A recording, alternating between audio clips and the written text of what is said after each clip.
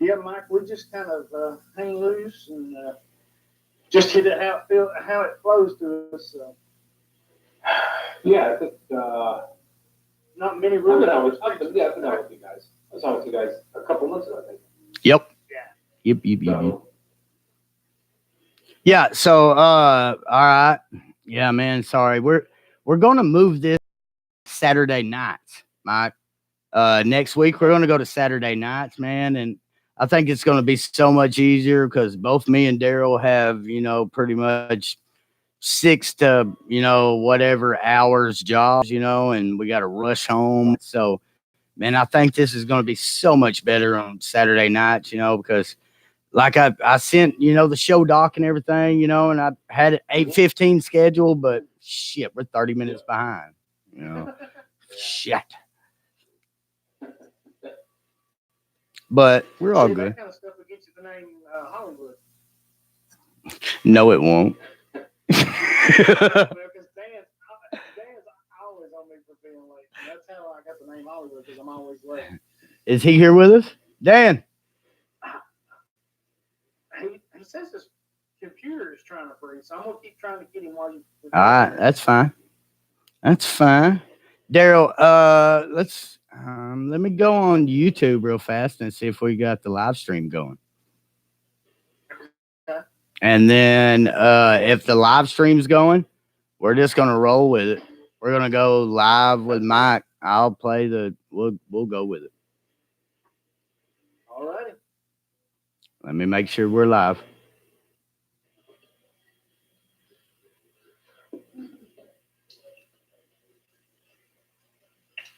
Yep. We are live. All right. Here we go on the countdown. All right.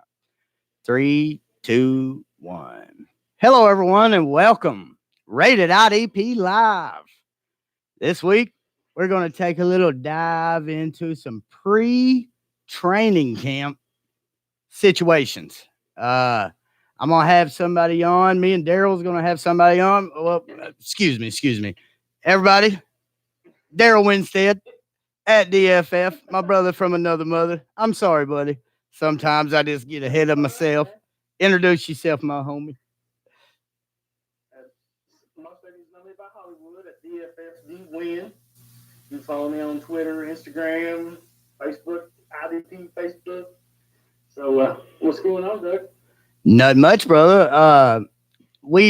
Scott Fishbowl's been pretty hot, and man, that was one of the funnest podcasts last week I've ever did in my life. I don't know about you, Daryl, but man, if everybody will take just a quick second to maybe go download last week's episode, man, if you're just kind of feeling down in the dumps and you just want to smile, you might take away a pick or two or some ADP. You might take just a little bit of knowledge away from that one. But man, that was so fun doing that last week with Sipes and Big Board and Eric Coleman, Utah EC. Man, that was an awesome episode, wasn't it, Daryl? Yes, it was. Yeah. So right. Yeah, we've had a lot of. So anyway, so we just don't have to sit there and be quiet. We've got to talk Cleveland Browns. We're going to do a little pre-training camp, kind of what to watch for, Daryl. We want to do that, maybe every other week and have two guys on that know the defenses of their teams better than anybody else. Well, the first person that I thought of to talk Cleveland Browns, my homie, was somebody that I've been reaching out to for 8 years. Yep. I looked it up on our DMs today. Mr. Mike Waller at 4for4. I looked it up today, brother, and we've been texting and DMing back since 2011. I think it was 2012. So everybody, Mr. Mike Waller, what's up, buddy? Man, I've been giving you plenty of advice for 8 years. It's been a long time, man. It's been a long time. Yeah, and hey, Mike, that's one of my key pieces of advice for IDP newcomers is don't jump into a league that are filled with these sharks right away, but like Gary Davenport, Mike Waller, IDP would be, that was Oklahoma Doug here's first league was with a group of guys like that. Well, it just so happens the only one that would return my DMs is somebody we got on the show here. And Daryl, I consider him one of the IDP goats. He's great, man. Does a lot of good writing and everything. Right. So, Mike, hey, Mike, tell us what you did recently there, Mike. Tell us where to find you, buddy. Tell us anything about you that the listeners can reach out and find your workout, buddy. Go ahead. The floor's yours. Absolutely. Yep. And you know what? I did the same thing. I started IDP kind of the same way you did. I do a bunch of guys on a fantasy football board. They invited me to the IDP league. I'd never done it before. And next thing I know, I'm getting smoked because I picked all the wrong guys. Outside linebackers. Yeah. Yeah. Meanwhile, all these guys are getting like 100, 150 tackles. I'm like, oh! So, yeah, I'm, again, thanks for having me on. I'm writing at 4 for 4. And over the last few days, have been putting out and have the kind of my breakout series. So we'll look at kind of the breakout linebackers, defensive linemen, and defensive backs to target in later rounds for this year. Our rankings are now starting to be updated a little bit more. Luckily, it's been a very quiet summer. No injuries to really have to worry about. So, but yeah, just been updating the rankings. Got out our IDP rankings breakdown where we broke down our rankings into tiers to kind of help things out a little bit more. So that is what I have going on right now. Before we go any further, I think we've got Dan on with us too right now. Oh, did he jump on with us? Yes. Yeah, I think I've got him hooked up with us. Oh. Yeah, my computer didn't want to cooperate. There he is. All right. So go ahead, Daryl. Introduce. That's what I was just fixing to say. Daryl Winstead, the floor is yours, brother. Introduce your friend here. This is Dan Cook at Seahawks Dan, my co-host on IDP Nation at DFF Dynasty Fantasy Football Network. How's it going, man? Doing pretty good. Enjoying the sport a little bit. Yeah, I've been enjoying it myself there for, this is 1, 2, 3 days now. Yeah, I was going to say, I saw you, while Mike was talking, I saw you grabbing some moonshine fruit and some whatever you got. What do you drink out of 25-ounce curls today? Yeah, that would be the old smoky peach that I've got going on tonight. Lord save us. Dear sweet baby Jesus. It's for medicinal purposes. All right. Well, you ready, Dan? Seahawks Dan there, buddy. You gonna sit in with us and chime in maybe a little bit with some Cleveland Browns talk here, buddy? Yeah. I'm anxious to hear because there's a couple of Browns that are good buy low candidates right now because nobody's buying them or nobody's paying attention to them. Yes, sir.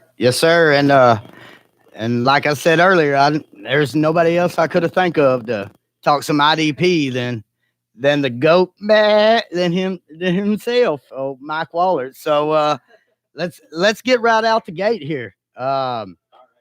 Mike, what are we gonna see? What are we gonna see in training camp week 1? Where is Jannard Avery playing? That's what I'm here for, Mike. Here I am. The Avery thing is going to be very intriguing throughout the whole course of the of training camp, just because of the way that the Browns right now are set up. With their 4-3 base during OTAs. They were using primarily 2 linebackers, so Joe Schobert and Kirksey, and Avery was lining up on the edge, and he was also playing at linebacker, so he was getting more reps at end instead of outside linebacker. So Damn it. that's kind of what was going on through OTA. So they were running two linebackers, 4 linemen, and some 3 safety sets. So that brings in Morgan Burnett, Jermaine Whitehead, and of course Demarius Randall. Burnett playing up also near the line of scrimmage, as was Whitehead. So those two, Burnett and Whitehead, are probably going to want to be on your radar at DB. God Burnett, dang it. He's playing a little bit more his more natural position.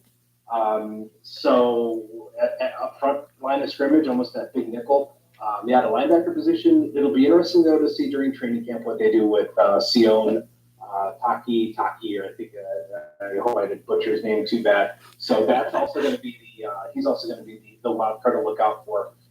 Like I said, especially if they're running just 2 linebackers with an emphasis on safety and bringing Avery down on the defensive line.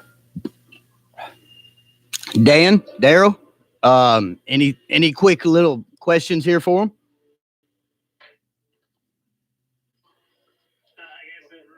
One of the biggest is, I guess, the rookie competition between Mac Wilson and Taki of who's going to see the field more this year. Because we had Mac Wilson as our 3rd linebacker until he dropped so far down.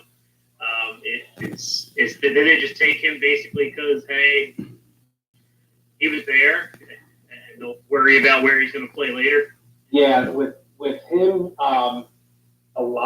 there's been a lot of talk on Taki and not really a whole lot of talk on Wilson. I wouldn't be surprised if Sion got more of the snaps this year, and Mac Wilson was just kind of there as depth, and he's probably going to earn his way through as a special teamer. So I think he's going to be probably one of those special teams guys that glue guy on special teams, where Taki is probably going to get a little bit more of the reps. So. In terms of linebackers, if I'm targeting linebackers in IDP, I'm probably targeting Kirksey first. I think Schobert and Taki, if I was going to project, they may split some of the reps. Don't say that as the gospel. Of course. I think Taki is going to eat into more of Schobert's reps than maybe Kirksey's at this point. And I think they're playing more. They have Sion Moore as maybe that middle linebacker of the future. Right. And just to reiterate to everyone, this is all before training camp happens. This is all just assumptions. We are just simply telling you what we feel as people that's been in this game for a little while feels that it might go down that track. Personally, Waller, I thought Taki would come in for Kirksey. I thought he'd take more of that strong side. I mean, it's awesome to hear, somebody that's, in tune with the Browns say that he's played more on that edge, because man, I've went to bat, with Avery, at strong side linebacker and Morgan Burnett, to hear you say that he's still playing in the box, it blows my mind. Like I thought Whitehead would be up there, but you're saying both of them. So kind of elaborate a little bit more on that there, Mike, about both them safeties playing up. Well, it's mostly the Browns really have trouble stopping the run. So I think it's really with those two guys, it's the emphasis on stopping the run. Okay. Schobert was, I think if I recall correctly, Schobert was among the leaders in missed tackles. I think he missed like 25 tackles on the season. So wow. They were making tackles, 4 or 5 yards down after the line of scrimmage. So they're really putting an emphasis on stopping the run. And the guys that they have brought in terms of coverage, obviously Denzel Ward is already, while not elite, he's already established himself as a top corner. Demarius Randall, was a ball hawk at free safety, so they're really comfortable with him in coverage. And I think, and the next guy with Greedy Williams, I think he's going to really battle for that second corner opposite Ward. And hey, Edge Crushers over there to my right here, co-host and Dan. We talked about this with the safeties here. all of us was high on Whitehead, but we kind of assumed that maybe he'd take over that Burnett role. Well, now Wallert's telling us that he's playing with Burnett. So this kind of moves him up in my safety rankings. What do y'all think there, guys? Yeah, if he's playing next turn, I think you've got to. Right. Like we said, it's still early. We'll see how it goes out. Getting back just for a minute from Miller and Taki, Wallert said Taki's probably the one that's going to see a few more reps early, but I've been putting together a average draft position. People's been turning drafts in for IDP rookies, and Wilson has been going almost 10 spots earlier than Taki right now. So I don't know if it's because Wilson played for Alabama and he's carrying that kind of team name or whatever. That's shocking to me, ain't it? You, Dan? See, Dan? Yeah, I mean, Taki's coming off. Let's see. He's the 44th IDP coming off, and Wilson has been coming off as the 34th. So what about you there, Stan? I'm taking Taki over Wilson. What about you, buddy? Yeah, when I had Taki, the choice, I'm taking Taki like the 5th, 6th round is where I'm finding him the most. In a startup, you can get him really late. The one thing about Morgan Burnett, I got him as a throw-in a couple weeks ago, so I'm glad to hear he's those series of trades we talked about that everybody. Yeah, we did. Yeah, we did. I knew it'd get brought up. As soon as I heard Mike say Morgan Burnett, I was like, here we go. Yeah, he played out of position at Pittsburgh. I don't think Pittsburgh played him properly. So I think he's going to be one of those DB lottery tickets that, you know what, you can probably get him, later on. And if he returns to any type of form that he was doing in Green Bay, you got yourself a pretty nice steal. But if he doesn't, whatever, just stream him, waiver wire. If he could just play, that's all I'm asking for, really. He's like my 3rd safety, so Right. really got him for depth. Right, and that's good. And that's what Mike was saying there, where he's getting him at. It's kind of, if he's playing that much in the box, that's a good little flyer, laid in the safety class, Yeah. All right. So moving on to question 2 here. Mr. Mike Ward. Where are we going? Yeah, go ahead, Dan. Go ahead, brother. I think Sheldon Richardson's going to help that run defense a lot. That front line looks really much different than it did last year. So I think I think Schobert may not get the opportunity to miss so many tackles this year. Excuse me. Yeah, Richardson is going to help them big time. I love that pickup by them. And it's actually it actually kind of has something to do with what I was just fixing to ask Mike what he thought of Myles Garrett being my defensive end number 1, above Joey Bosa, above Danielle Hunter. Myles Garrett is my number 1 ranked defensive end at DFF _ IDP. Right now on my ranks, you can see it. Myles Garrett's my DN1. What do you think, Mike? I don't have a problem with it because I have him as number 3. So I got Bosa, Donald, and Garrett as my top 3 in that first tier. So I don't have a problem with Garrett at number 1. I think Vernon, with his ability to generate consistent pressure, Emmanuel Ogbo was just a guy. He didn't do anything special. So Jag. Garrett was left to just middle on his own and also take it for what it's worth. But Garrett said that basically Greg Williams said, hey, you're only allowed to use 2 moves. You can't do anything more. Use these 2 moves. So if that's the case, and we're going to get unleashed a full Myles Garrett with help on the opposite with Vernon, Sheldon Richardson, and Ogunjobi up the middle. Bruce Banner, baby. Bruce Banner. His sack upside is 20. Oh, man. Ooh. All right, I'm going to have to run to the bathroom. We're going to take a quick break. He's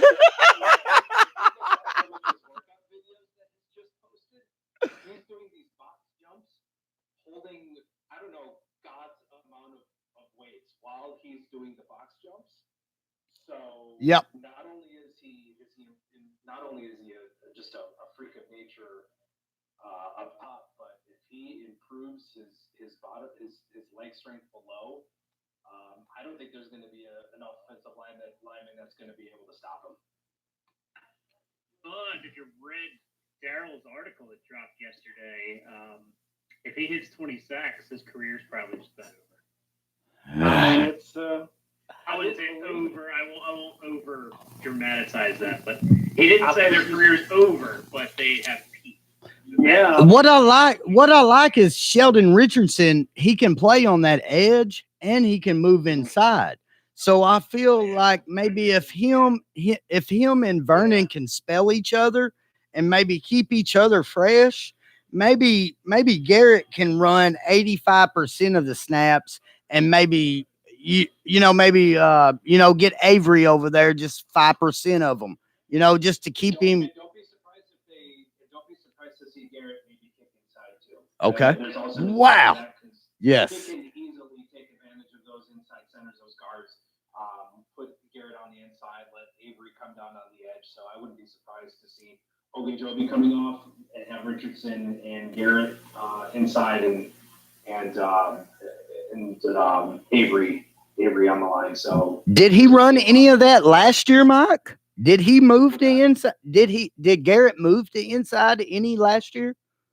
Or is that just something that maybe you're projecting, like kind of like Richardson can move to outside and then inside? That's kind of just something that you're maybe seeing that Garrett can do because he has the full package of moves, Yeah, it's just some of the tea leaves I've been reading here and there throughout the just kind of throughout the off season. So it wouldn't be very many.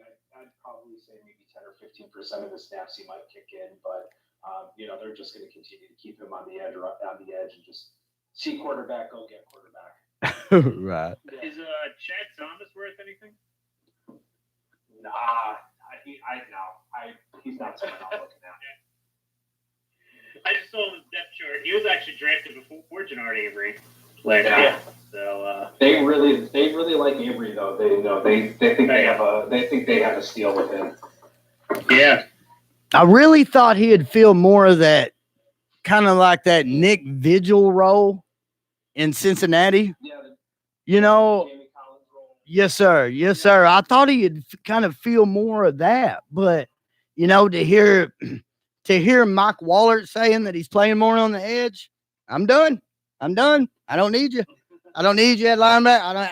I ain't fucking with you no more, Avery. I'm done with you, Bubba.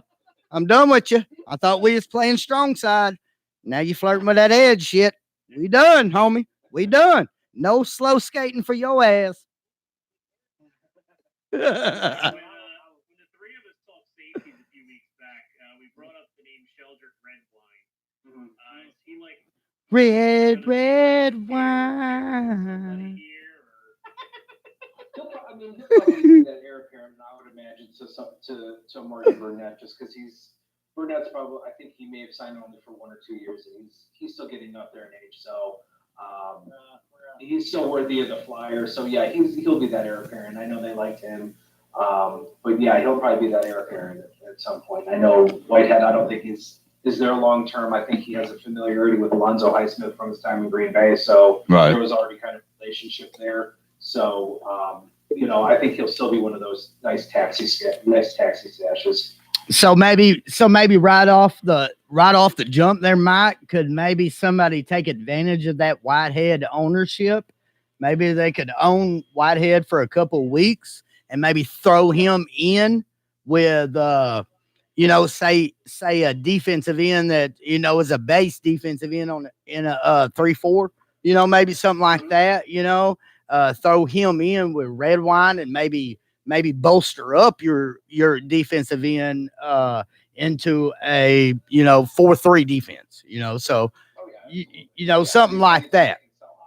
Right. And we're going to have articles coming out like that.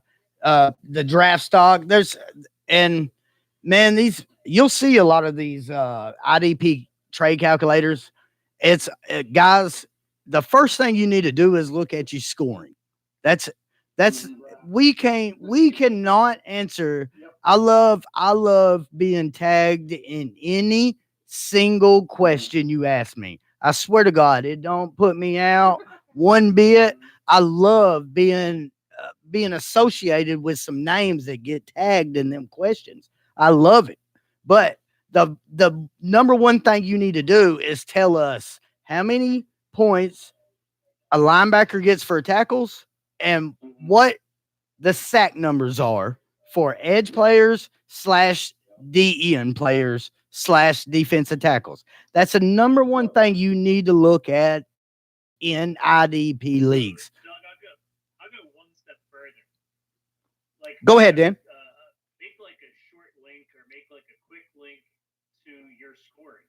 You can just glance at it for 10 seconds. 100%. Click on the link, check your scoring out for 10 seconds, and then be able to give you a much more informative answer.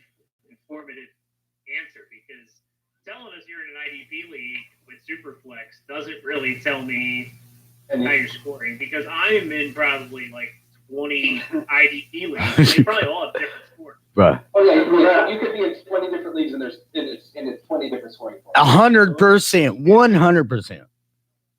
Yep. Yeah, we do the trade of the week, and I have to tell everyone, hey, the more information you can give me, scoring, league size, what type of league, whatever, because you got the general leagues where you only start one defensive lineman, one defensive back, one linebacker. I call those the general leagues, and you have the specific leagues where you got to start defensive tackles, defensive ends, linebackers, corners, safeties, and then there's the premium stuff. So yeah, the more information you can give us, the more it helps anybody that's trying to give you some analysis and breakdowns. It helps them greatly.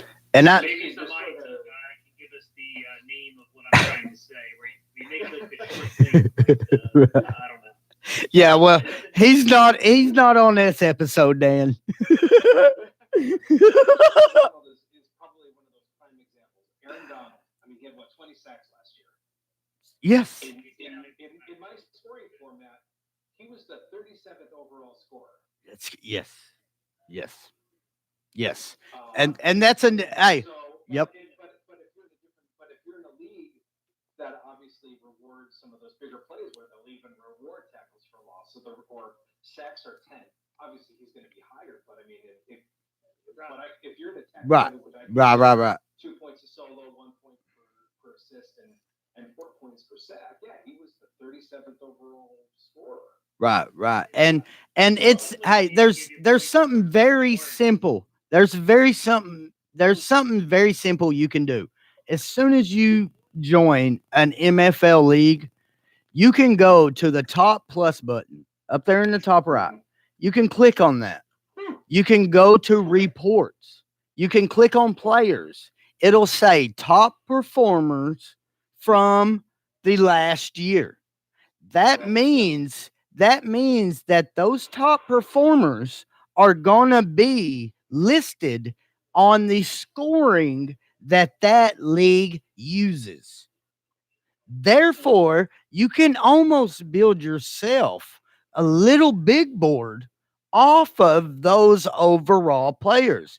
And of course, we all know right here that, cornerbacks, it's hit or miss, edge players, sack heavy players, we know that. And that's where, these podcasts come in, edge crushers come in. That's where reading IDP, that's where IDP Nation, sorry, my bad. That's where reading Mike Wallard puts out some of the best damn waiver IDP pickups that you will find on the internet. It's what I started out on. It's the first subscription I bought was because of Mike Wallard's DB pickups, his streamers. They're gold. You can attach yourself to one person, 2 people, 3 people, and then make your own assumption of who you want to stream that week. Make your own assumption. If you think that the Giants are going to get the points ran up on them and probably the ball ran on them for the last 2 quarters of the game and not need the ball thrown, Make your own assumption, and we will help you along that way. But these are just all little tricks that we use throughout the years. All right. Well, hey, we talked Browns. I got Browns for a little bit. So Mike Wallet, our first training camp, what to watch for guest.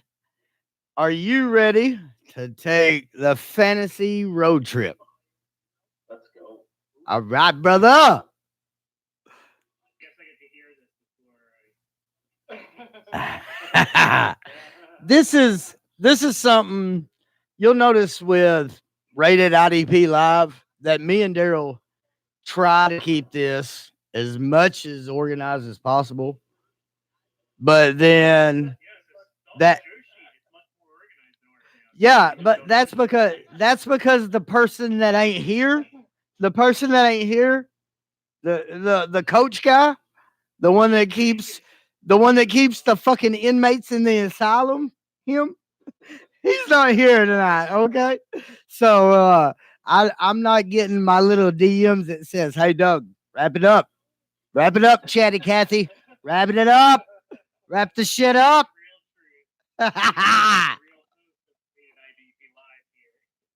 All right. All right. All right, Mike Wallert. We're going to Mr. Daryl Winstead is going to ask you, what is your first concert experience about that night? And then he's going to ask you, what 3 Twitter personalities would you take on a tour? And we're going to hear it right here on Rated IDP Live. Go ahead, brother. Take it away. Yeah, Mike. So, what's your first ever concert you attended? I guarantee that you could have 100 guesses and you would not get it. Crosby, Stills, and Nash. Oh, well, then we at least got to take 3. Hold on. We got to at least guess. Come on. All right. Let's let Dan go first. Seahawks dead. You're first, brother. Oh, all right. Dale, you're up, brother. Okay. All right. I'm going to go with Alabama. No.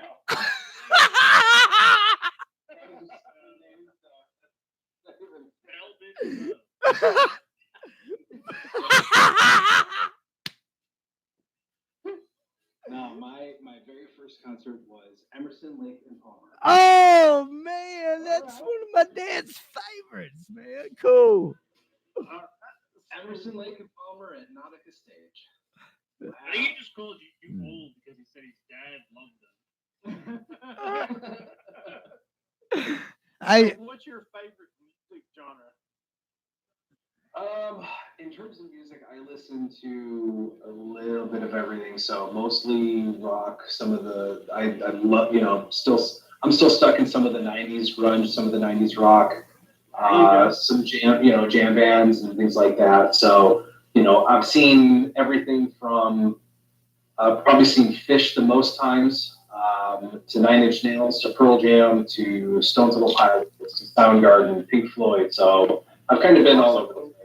And just a little fun fact: all the audio from the live video, Mike is telling us that all the bands that he likes. Your little favorite host, the Oklahoma host here, is gonna mix all this up and have him a kick-ass intro. This shit is gonna be epic. And he told me, he said, I like me some Soundgarden. I like me some Audio Slave. He told me, and I got it in the chamber. I just don't want to ruin it. Here on this shitty feed that I got going on, because Nate Cheat is watching fucking Spider-Man tonight, and I just like the bad, man. That beginning of Coach E's is one of the best. So we've got Daryl. What was his band's brother? What was his? So he needs 3 Twitter personalities. Oh God. Twitter that he would take to a concert, and then we got one more question. Break it out of him, Dare. Get it, D? Oh boy. I probably one of them. I actually met him last summer. I met Gary Davenport last summer. We did a draft at the Pro Football Hall of Fame, and cool guy.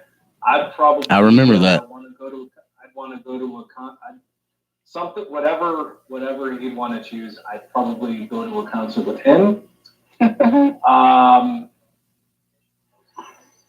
Tom Kingslandberry. Fish and chips. He's someone I really think. Yep. Some brain. 100%. His brain, especially from a dynasty perspective. 1000%. Yep. I think he'd be a fun one to catch a concert with. And boy, the third. Oh boy.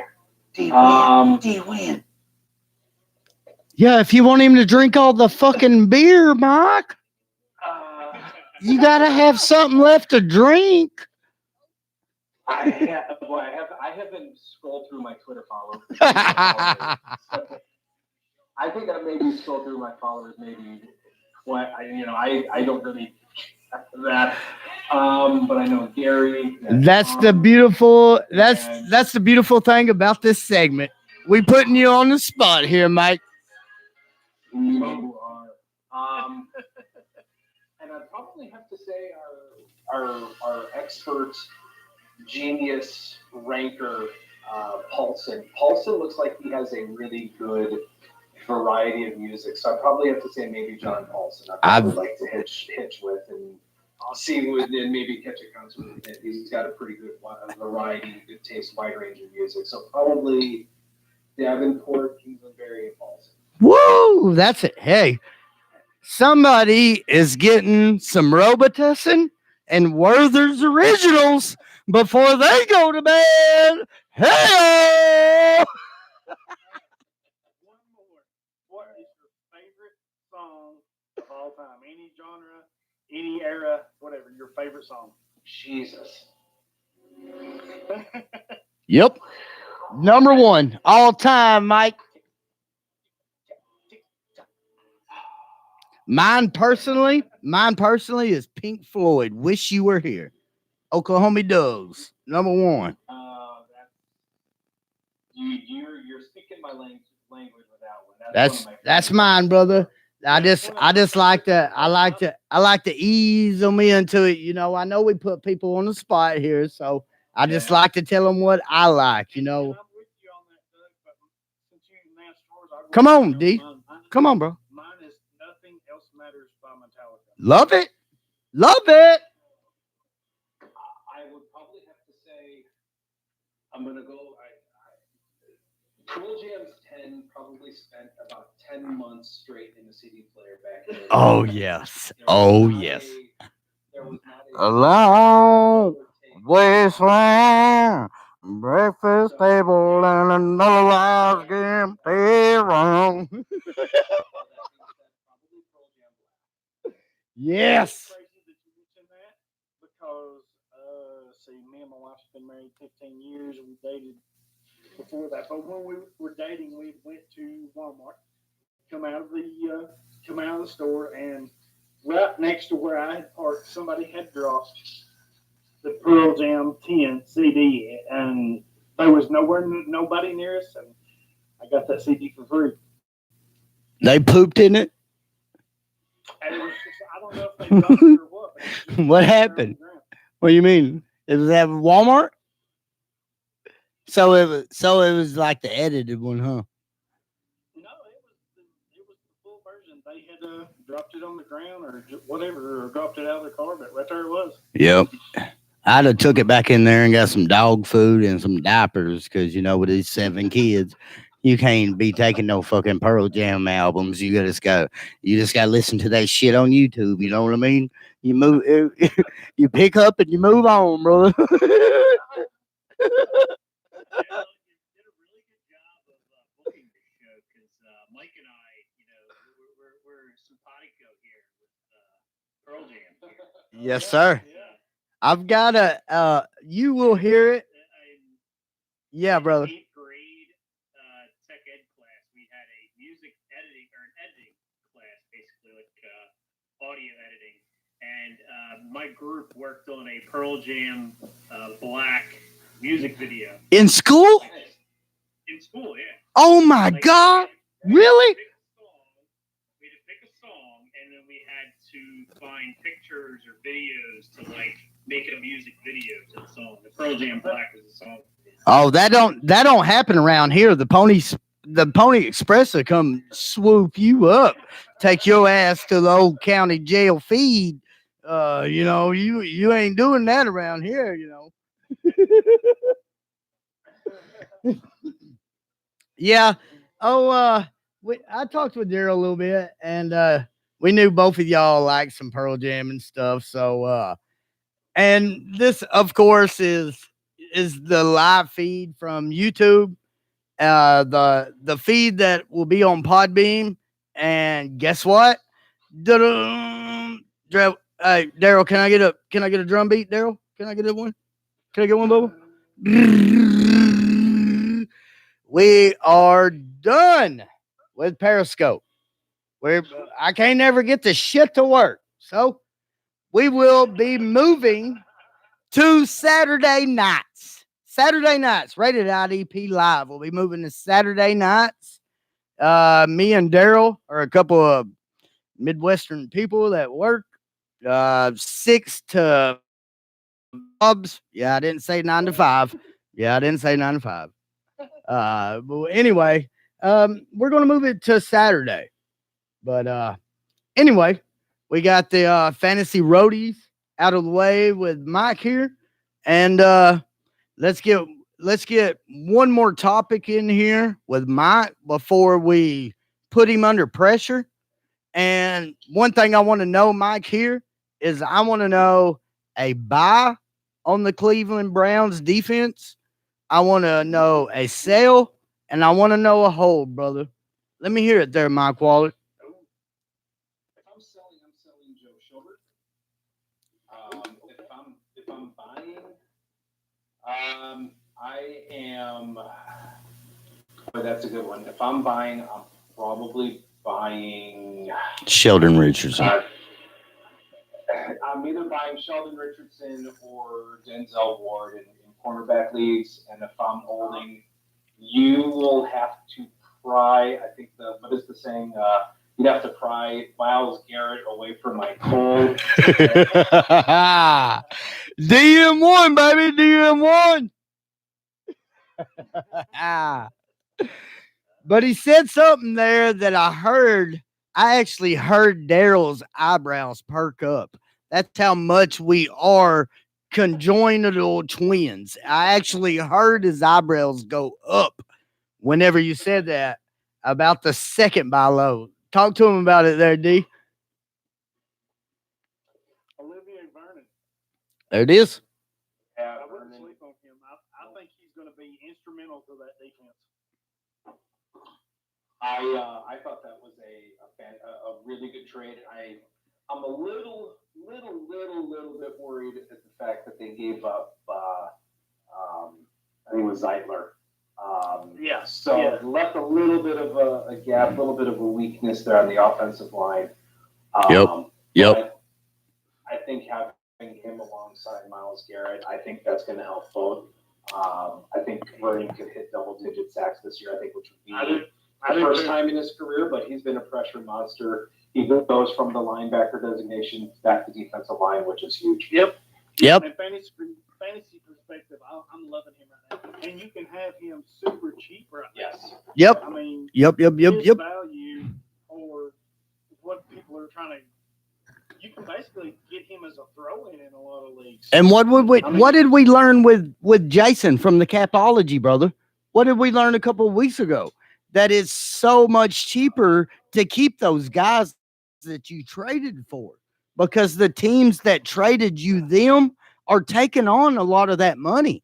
So it's not like they are just trying to push Vernon out the damn door. You know what I mean? They want this guy to contribute. They want him to be a part of that D line, right, Mike? Oh yeah, Vernon's going to be. Yeah, he'll be. Yeah, he's going to contribute. They recognize, they recognize that they needed an upgrade over on Bo, which is why he's gone and Vernon's there. Right. So Daryl, give us a few defensive ends there, Daryl, that you would pass on for Vernon there, brother. A couple that come to my mind here that's been hot topics lately. Let's say Sam Hubbard or Olivier Vernon, brother. Which one you got? Okay. I take Vernon all day. Okay. Let me see one right now. Let's go a little higher then. D Ford. Which one? Ooh, good. Oh, that's a good one. I'm probably still taking taking Vernon. Ford. I think I'm still taking Ford. Okay. I'll take Vernon. See, we're here. That's close, right? Hey, the next one that I had on my mind here was Frank Clark in Kansas City. D Ford. That's that little group right there. Woo! That right there is, boy, that's tits, man. And Vernon is. Go ahead, Daryl. I think I'm taking Clark because I think Clark is. Me and Dan talked about this. Him being a former Seahawk, I think Clark is entering his prime, and I think he's gonna fit well with what Kansas City wants to do. He's a little bit younger. So if you're asking Clark or Vernon, I'm definitely going to go ahead and take Clark on that. But Vernon, I'm still not sleeping on him right now. See, Come on. I ask you this. Yep. Go ahead, Mike. Why not both? You can have both. You don't need. Oh, yeah. Great point. That's a really good thing. You should be able to get both of those guys. You'll be able to pair Clark and Vernon. You can pair Ford. Oh, yeah. Vernon. So I think when you get down to it, I think the real decisions that'll be made when you get down into the draft will be who would you rather have, Vernon or Tack McKinley. I think those are going to be the big choices where you'll have to make Vernon. Vernon or Jarrell Casey, Vernon or Everson Griffin. I think the big one though, one that would be very interesting to come down to would be Let's hear it, Vernon Mike. or Mark Davenport. Woo! Woo! Vernon over Griffin. I Oh, would take Vernon over. that Davenport one's tough. D, that Davenport one is fucking tough, brother. That one right there. Oh, I think I am too, Dan. I think I am too. Vernon over Davenport. Ooh, that's a tough one. Damn, that's tough. I look at it as Davenport is not even scratching the surface of his ceiling. Like he's still learning how to play. I think I take Davenport, and then Vernon over McKinley's a no-brainer for me. I'm just not sold on him. I think Davenport and Casey I take over Vernon, and then I take Vernon over McKinley and what was the other one?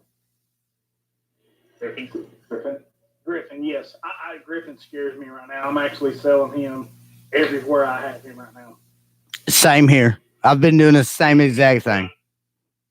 He's dropped probably about anywhere from 5 to 10 rounds from his ADP Oh, yeah. last year to Yeah. this year. Yep. Yeah, the value for him has just completely bottomed out. Danielle Hunter is the guy you want in Minnesota right now. And Stephen Weatherly, if you're in a super deep league, Weatherly is a guy you need to look at. Yes. Hey, I spot started Weatherly about the last 3 or 4 weeks there, D-man. Last year. Yeah. Hey, that dude came on for me, man. Great call. I like that Weatherly call, man, because that guy was right there. He was the next in line, and he got 70% of them snaps. Oh, yeah. When Griffin was out Yes, sir. with that mental health issue, man. Yes, sir. He stepped right in. And he has that great inside move. Right. No, they don't. Right. They like to stick with their two outside guys, mainly for And actually, 80%. Actually, in a league, I have, it's a contract league, it's an IDP league. I have Griffin. He only scored, help me, 61 points last year in that league. But his contract was like 18 something.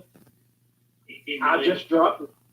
Well, I mean, it was like 18, whatever, and I dropped him straight out. I couldn't get nobody to trade for him, so I cut him. It was his contract. I was in that league. So It was 18.3. I wasn't about to take any about it. I mean, he's just not worth the value right now. That's it. Especially in contract leagues. Yep. If he has the high contract, you've got to get away from that if you can.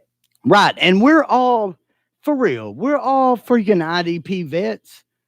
But for real, come on. If you're in a mixed league, we know that offense is going to put you over the top. Come on now. I mean, you can build a dynasty on the IDP side.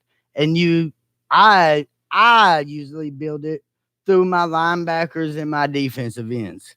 Anything outside of my linebackers and my defensive ends, I'm looking to trade off literally. If they have one big week, boom, gone. Get your ass, get out of here. Get. So, we love IDP. All four of us right here in love IDP. But we can tell the people listening, if you're in IDP leagues and you can capitalize on names like Danielle Hunter and get somebody, maybe a Kenyon Drake, I that was some off the top that probably couldn't get him. Might have to throw in like a third or a fourth next year or something like that to get that, or just something like that. Always capitalize on them big IDP names. What do you think about that, Mike? You're one of the best IDP guys around. How long do you hold on to your IDP guys, Mike? Well, I mean, quarterbacks or defensive backs, Right. defensive linemen, I tend to just, I hate to say it, I unless you're, in a league, I'm just going to stream you.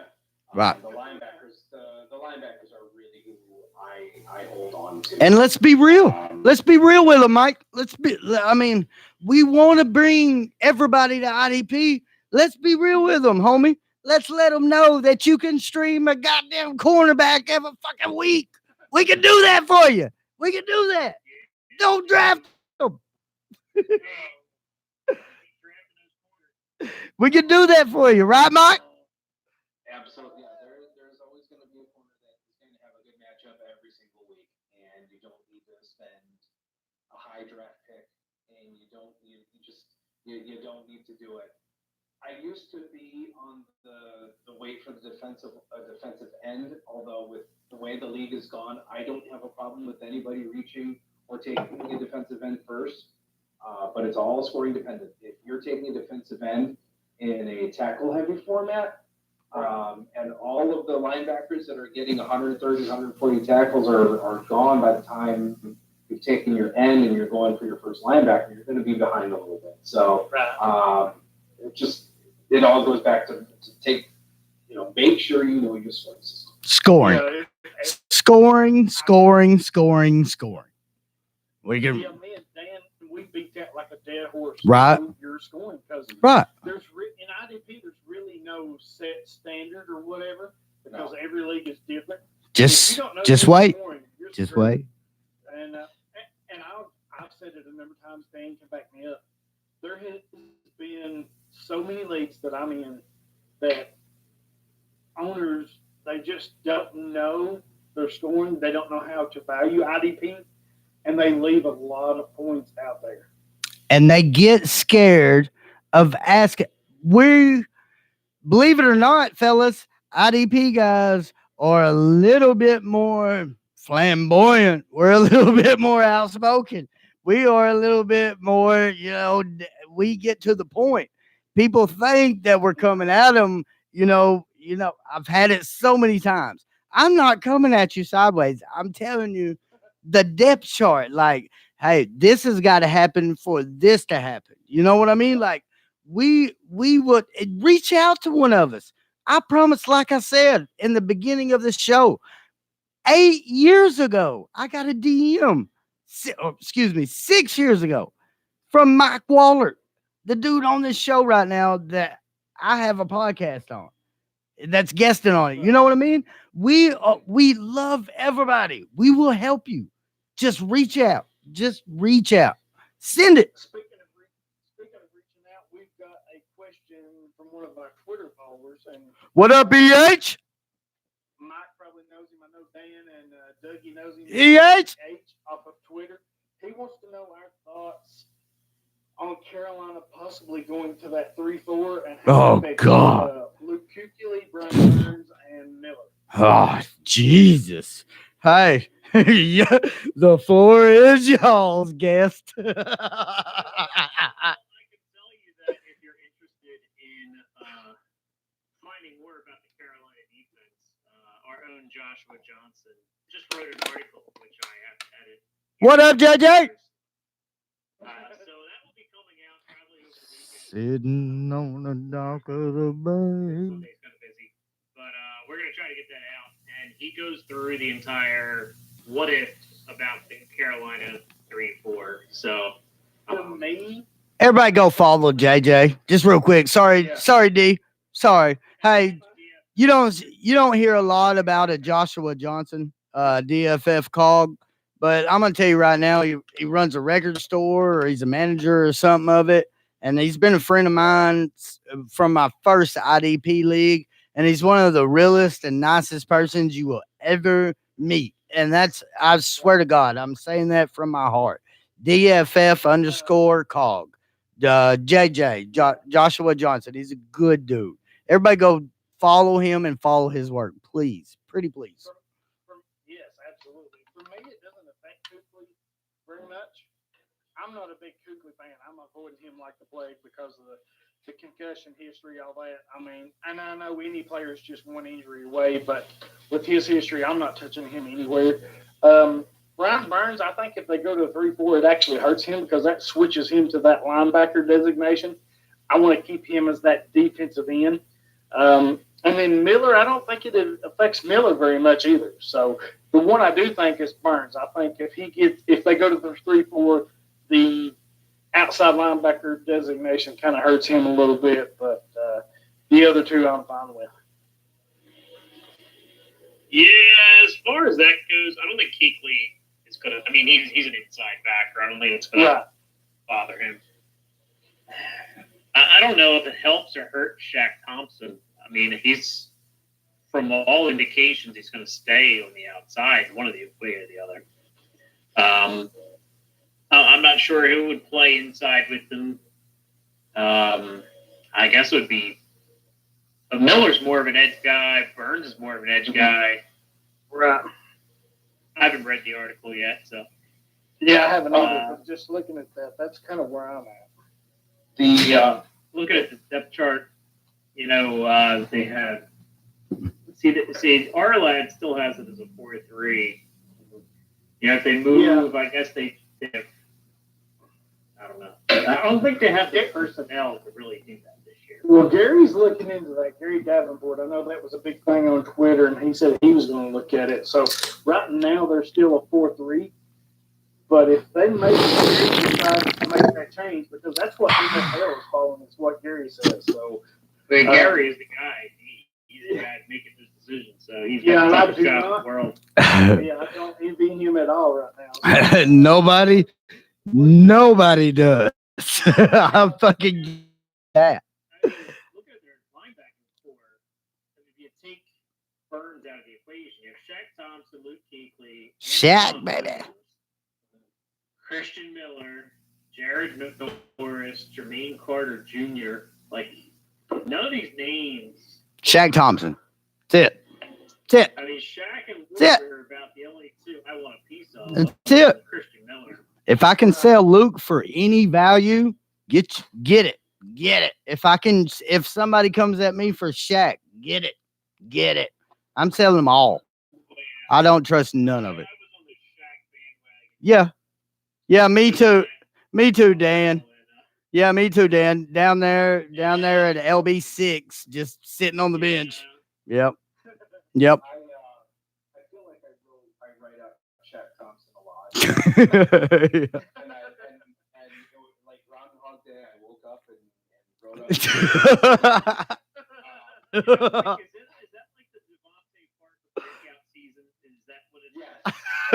Yes, exactly. Yeah, perfect comparison. I think what's going to help Thompson a little bit is the fact that Davis is gone. You know, he's over in San Diego. I think they're going to be when I didn't write up Thompson haphazardly. I actually took my time and just made sure. So, you know, with the Panthers, I don't think they're going to be exclusively a 3-4. I think they're going to be another one of those hybrids where they're going to run multiple fronts. And what I've read on Shaq Thompson is that they are expecting kind of that breakout season. Be wary, obviously, but they're expecting him to have the role in nickel, might play some safety, and he's going to kick inside opposite Keekly when they are in a 3-4. Right. So Swiss Army knife. So Swiss Army knife. So he hasn't been very efficient with his tackle rate. So hopefully, if he can take that tackle rate and hopefully get it up to maybe double digits and pay 800 to 900 snaps. I know we're really reaching here, and there's a lot of, Yeah. That's what we've been doing with Shaq. That's what we've been doing. We've been reaching for the last fucking 3 years. Right. That was the one big. Hey, Mike, you said he went to Mike, you said he went to San Diego. Mike, you said he went to LA, the Chargers. Did he go to the LA or did he go to Oakland? I went to the Chargers. Okay. Todd Davis did. Yeah, Thomas Davis. Okay. Oh, Thomas Davis. Okay. Well, hey, that crap. I know Oakland brought in every single linebacker. Yeah, right. Right. Yeah. Hardy Nicholson would be their LB1 right now.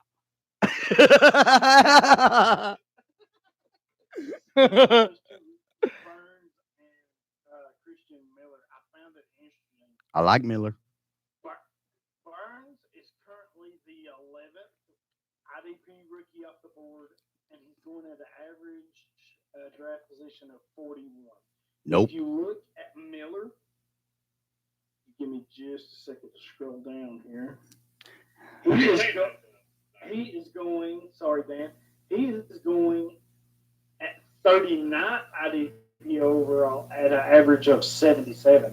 If I'm taking that gamble, not knowing or whatever, I'm going to take Miller over Burns every time.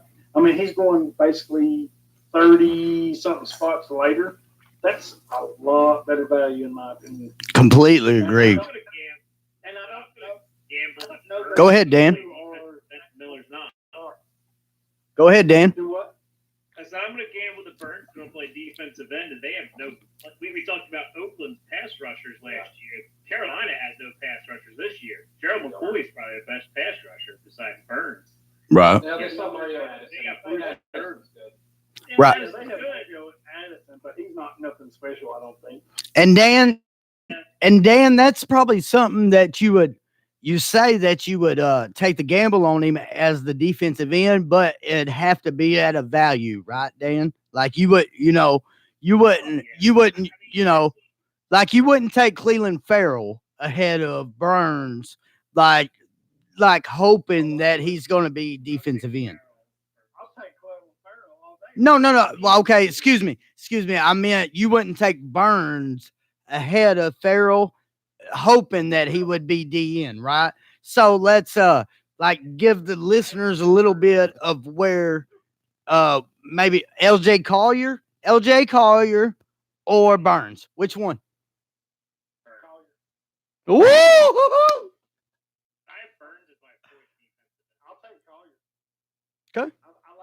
situation in Seattle a lot better.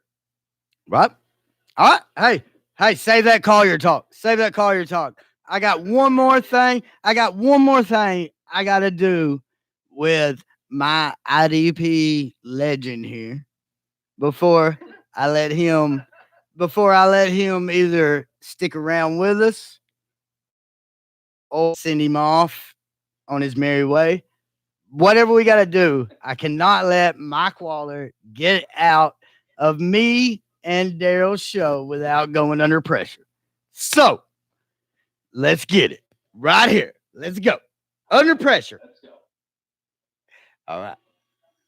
All right, Mike Waller, we are going to give you 10 fantasy Cleveland Brown questions. Then we are going to give you 10 real life questions. Do you like a dog or a cat? Do you like a car or a truck? Are you married? You single? Whatever. Only catch. You don't know when these motherfuckers are coming. You don't know what order these motherfuckers are coming. All right? All right? So you could say cat, LB2, you know, whatever. Okay? So we're going to. Yeah. Pretty much everything's acceptable on our show.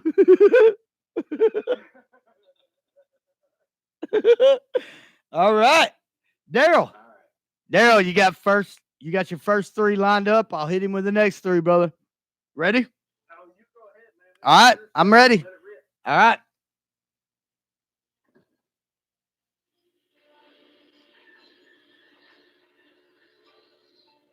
Mike Waller, Yes. married or single? Married. Favorite color? Black. The best Cleveland Browns to have on your taxi squad? I need 2, Mike. All right, 2. Do they have to be defenders, or can they be offense, or does Any of them, brother. All right, so taxi squad. You're probably gonna want to keep. I think you may want to just taxi Avery. And boy, in terms of, I think you may want to taxi Dontrell Hilliard. Hilliard, here it was, dog or cat, Mike. I was a cat person. I've turned into kind of more of a dog person.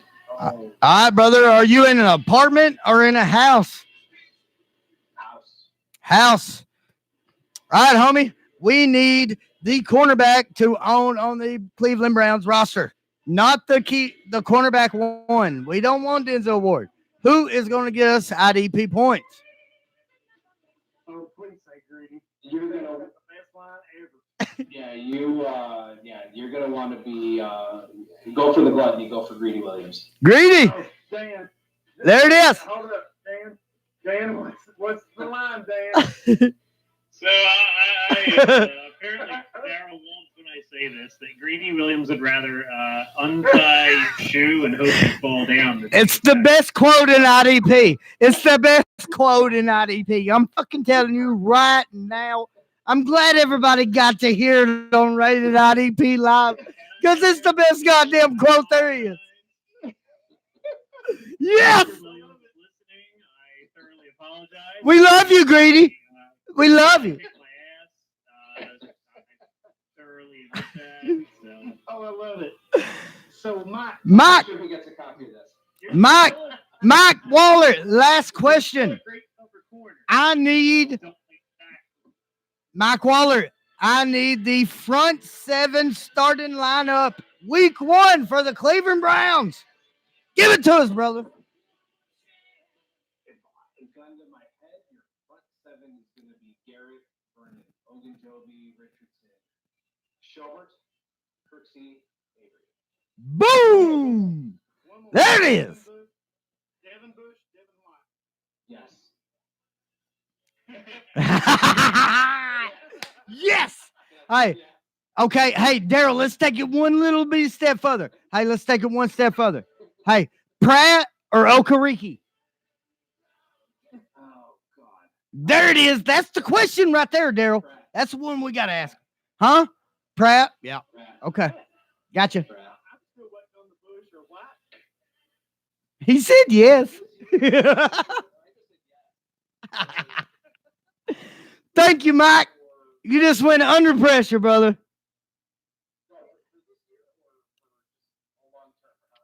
We don't give a shit. We don't know. We just play music and tell you you're under pressure. Just to show that I'm not biased, even though I hate the Steelers with all of my heart, everything, with every fiber of my being, I hate the Steelers.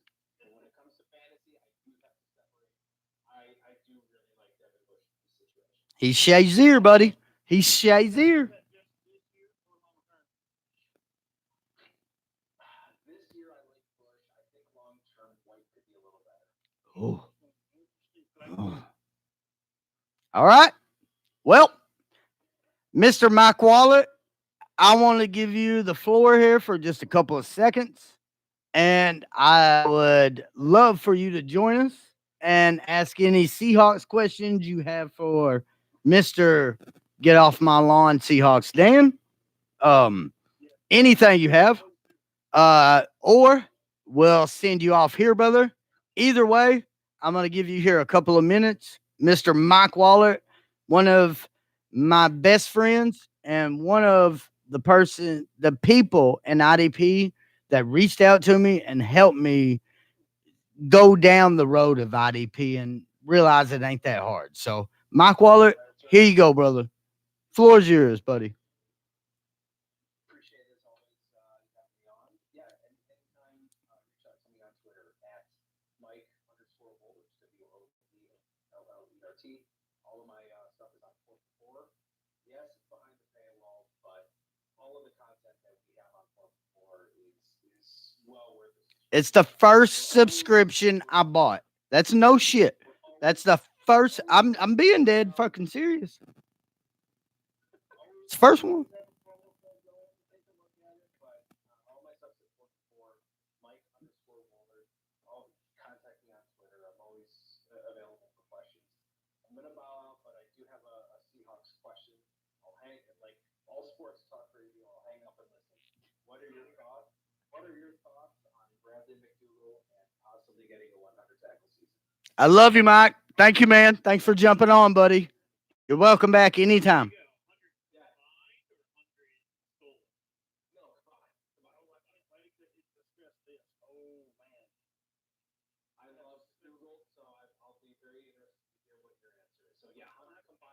Thank you, Mike. Thanks, buddy. I really appreciate you. Welcome back anytime. I love you, buddy. Thanks, man. Go, Mitch. Oh, shit. He ain't coming back on after that.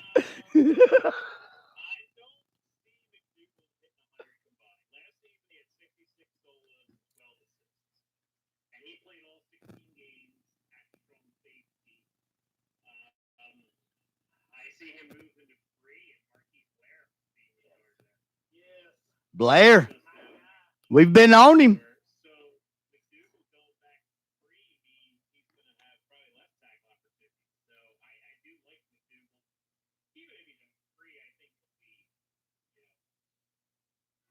Hey, D-Man. Hey, D-Man, your co-host here kind of brought us on to Blair here, right? I mean, we really didn't. I had Whitehead above him, there in Cleveland. I had some other guys above him, but Dan brought us on to this guy, and it sounds like he might be he could be the damn safety number 1 in this class, D.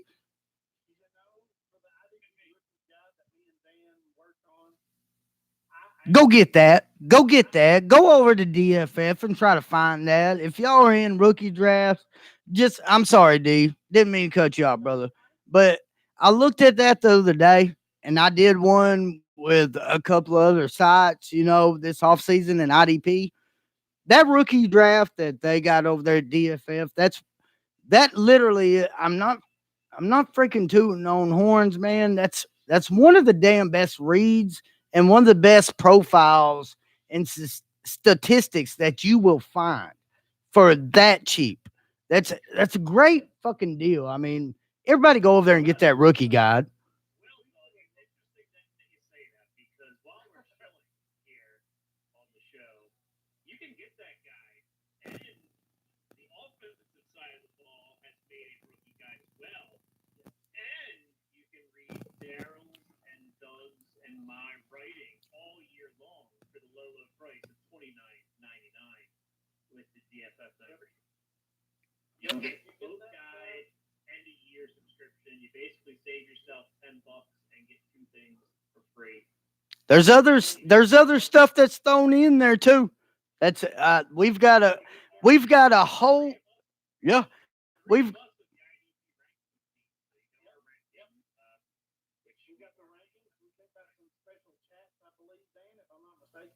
Yes, there's a Slack channel that you can join if anybody's familiar with Slack. It's kind of like a GroupMe with different channels. So if you don't like Debbie, you don't play any Debbie League, you don't have to join the Debbie channel. I encourage everybody to join all of them because you can bounce ideas off of people, ask questions. great point, Dan. Hey, great point, brother. What I suggest is maybe get yourself 3 or 4 sites there for 1 month. Instead of paying that yearly fee for one site, how about you get 2 or 3 sites there for a month and make your own decision of who you would like to hit your wagons to, per se. And nobody will judge you in IDP. I fucking guarantee you that. And matter of fact, if you DM the person that you didn't like their content and tell them what they did wrong, I'd be willing to fucking bet you that IDP person would make it right on you. That's one thing with this community.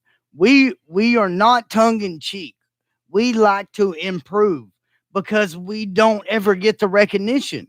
Therefore, we want to make everything better for the member, for the subscriber, for the viewer, for the listener. Anything you want to make better, let us know. We'll make it better. Yeah, I'm getting back to the player. Dan kind of turned me on him, but like I said, I did the breakdown. Yeah, I did the write-up, the breakdown for him for the rookie guide. I was truly impressed. And then once I started talking with Dan about the possible situations, I don't know that this guy is not going to start. I mean, McDougal maybe started some safety. I don't think Tedrick Thompson was anything special. Me and Dan talked about this quite a bit. I got the rankings brought up right here, D, and I don't know how I don't put him at rookie safety 1 right here, D. I think he's a little bit behind that because right now in rookie drafts, he's the 36th IDP rookie off the board, which is an average of 74.1. That's the pick he's going at, 74.1. Hey. For a player that can start, that's a freaking steal. Players that are going ahead of him, Taylor Rapp, I think he's better than Taylor Rapp. Nope. Yep. Agree. Adderley, take him ahead of Adderley. I think they're close. I'll say that. I think No. they're close.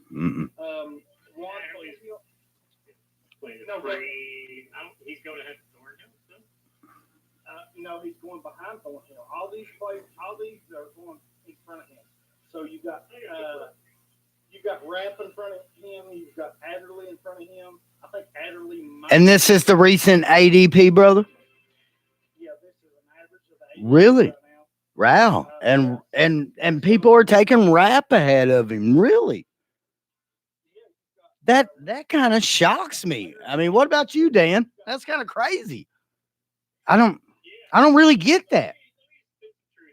Is it because his name's Taylor Rapp?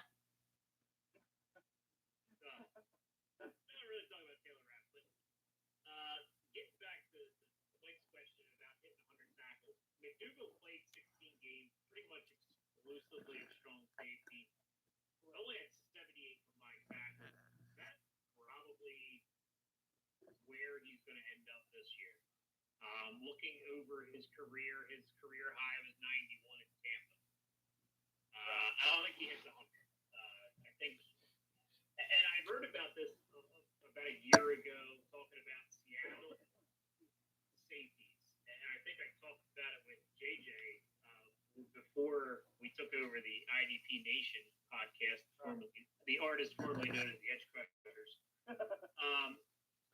Purple rain, purple rain. Cam and Earl Thomas were great all-pro safeties. However, for IDP, they were safety twos at best. So, on the field, all pros. IDP, depth pieces, really. Added McDougal as a starter, but I think he's in that safety two conversation. We can do some quick math here and quick research to find exactly, kind of where he fell. Really, I don't, and I would even go to say that Blair, even if he gets the starting job, would be more than safety two. Yep, I agree. I agree 100% with that. But I'm taking him probably ahead. I mean, Taylor Ratt's going before him. Nazir Adderley. There's no way. There's no damn way. You're looking at Juan Thornhill's going before him. Nope. Because Matthew's there. No way. Yep. As my third safety. I agree, Daryl. Daryl, what's 1 and 2 there, brother? What's 1 and 2? I'm going to take Savage at 1, Abram at 2, and then I'm taking Blair at 3. Man, I'd almost. Man. That pretty much lines up with what I have. I had Savage Right. at 1, Abram at 2, Right. Blair. I get it. I'm just. Our ranking, our ADP, our IDP rookie ranking, the consensus, we have Abram at 1, Savage at 2, and Blair at 3. Yep. So, any way you slice it, we're pretty much on the same kind of page. Yep. Thornhill at 4.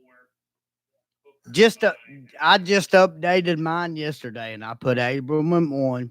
Yes, I did. But I thought I put Blair at 2 because I don't. Yeah, okay. Well, then I ain't updated it. Abram and Savage are interchangeable 1 and 2, but I think Blair's your third guy. So, do y'all think maybe Carl Joseph gets sent off some? Hey, what do y'all think about this? Maybe Carl Joseph finding his way into Big D. Gruden's been trying to get rid of Carl Joseph for a year and a half now.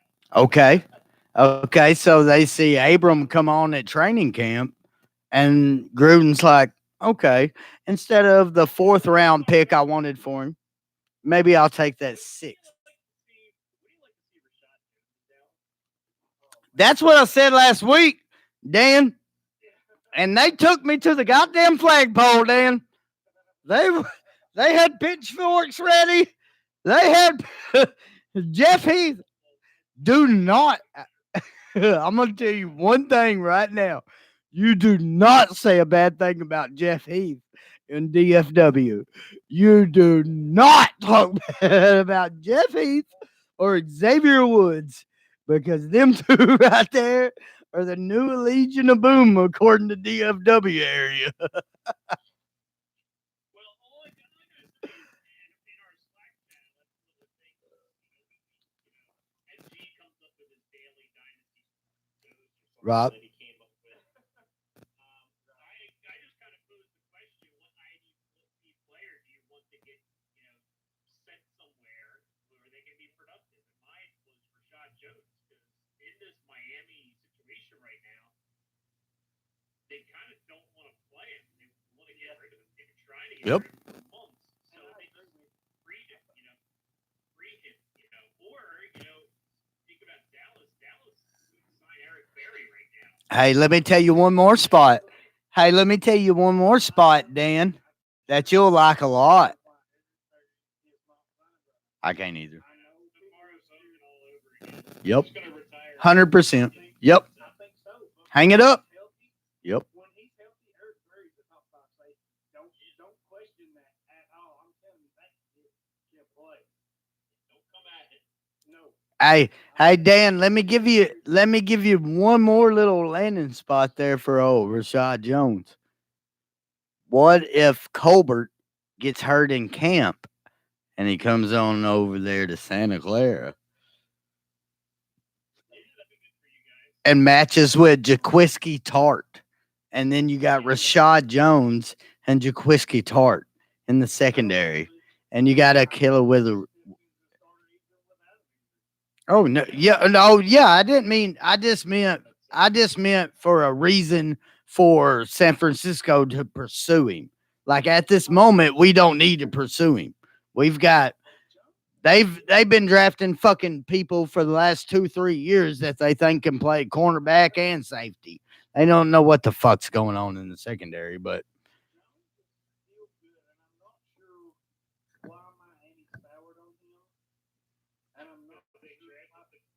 another spot, Houston. Houston got rid of Kareem Jackson.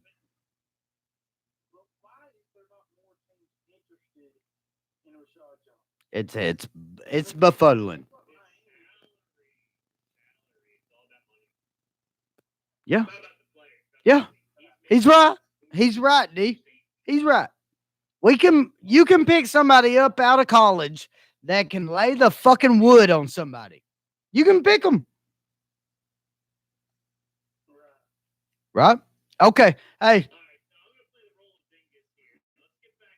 No. Hey, you're gonna go through the segments too there, Mr. Seahawks Dan.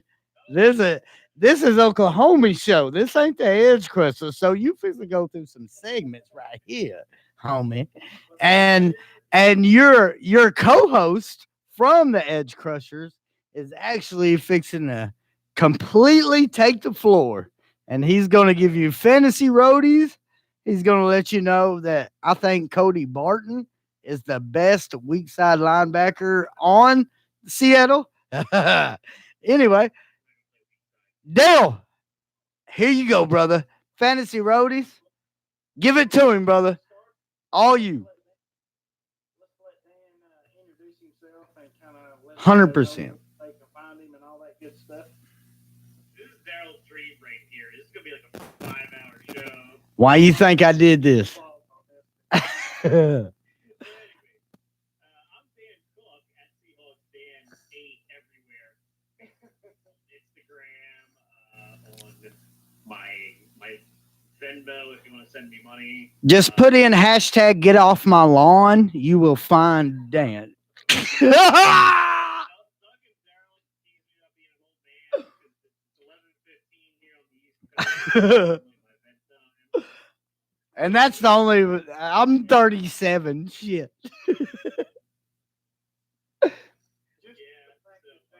Go ahead, Dan. I know he is, and he's doing it for us, Daryl. You realize that? He's probably got like. Hey, he probably got some of them peppermint hard candies, and he put them in his eyes. He put them in his eyes like this, Daryl. Like that. And he's like, all right, let's roll. Anyway,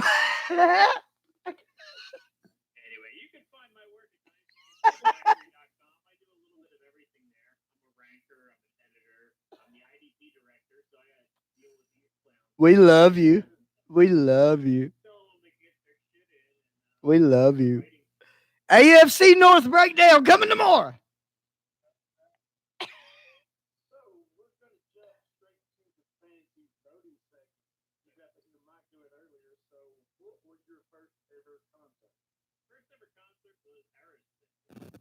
Holy shit, Steven Tyler.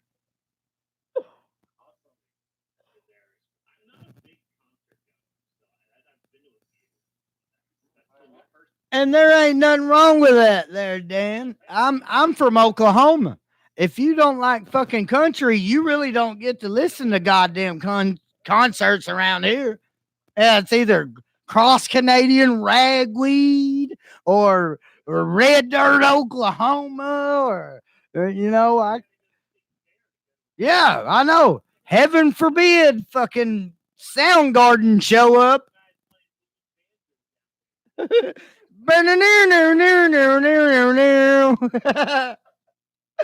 Go ahead there, Dan. Go ahead, brother. Sorry.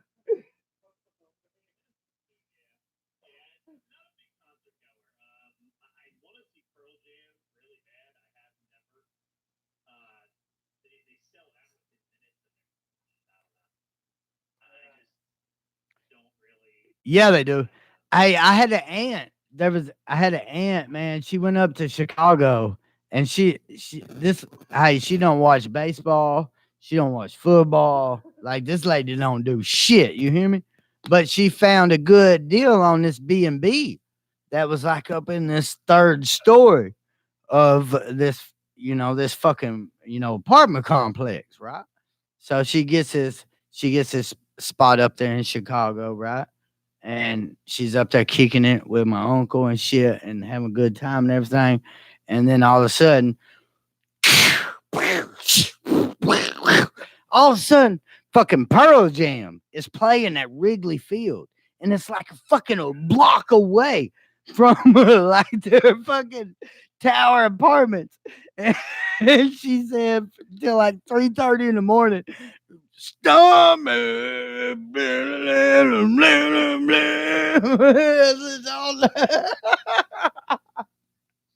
It was great, man.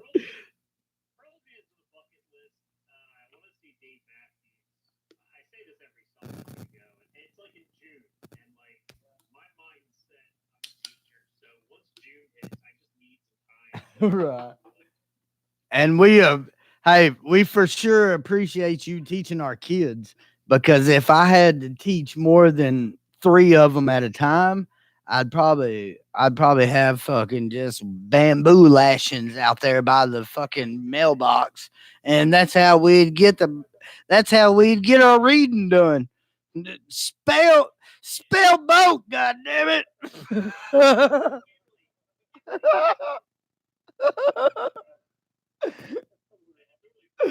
Yeah. Well, hey, yeah.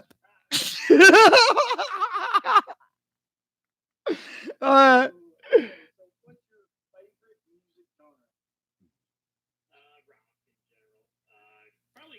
grunge.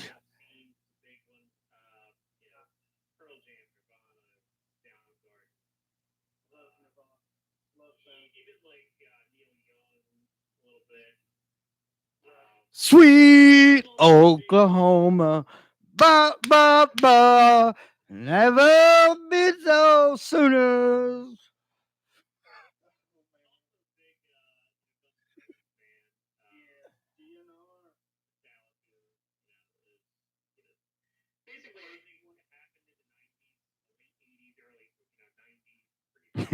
That's how it goes, Dan.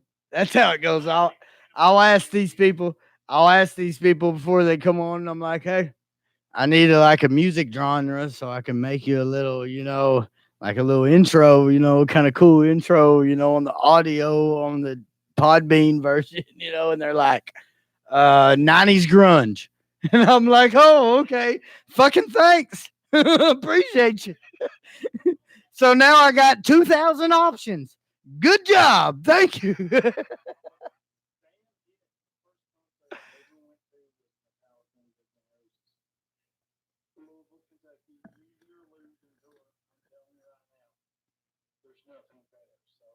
Is that the day y'all left me in the trash can?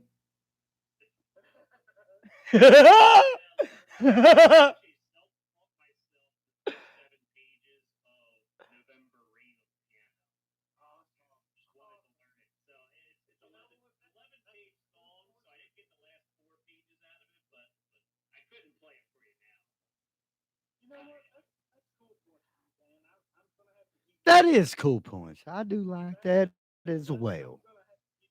Yep. Yep. Yep. One of the things I like the most, D man, is I like somebody that can riff on that bass. I like somebody that can slap it to the bass, slap it the bass. And then I like somebody that can beat on them drums. Blah, blah, blah. And then I like somebody that can soothe me on that piano. You know what I mean? And I didn't know old Dan could do all that shit. Oh, yeah. Oh, like big? Like big? I can do that too. Boom, boom, boom, boom, boom, boom, boom, boom. What is your favorite song of all time? Any genre, any what? Just your favorite song of all time. Just a good old boys. Never meaning no harm.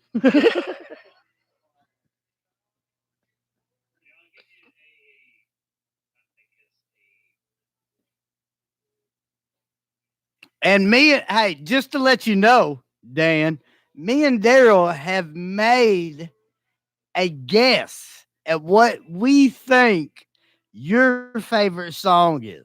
So after you reveal your song to us, brother, me and Daryl are going to give you the song that we thought would be your favorite song. So let's have it, brother.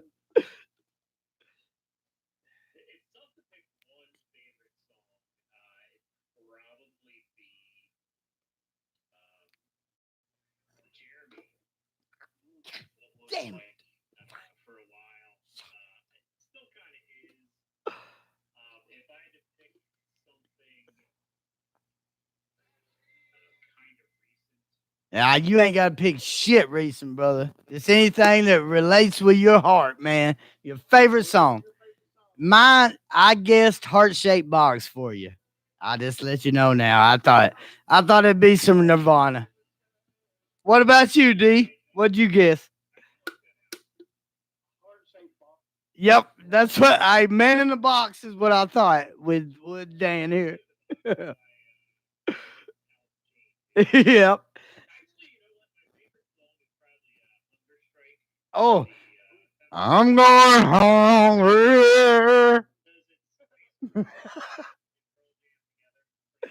Hey, let me tell you one quick funny story before I let everybody out of here.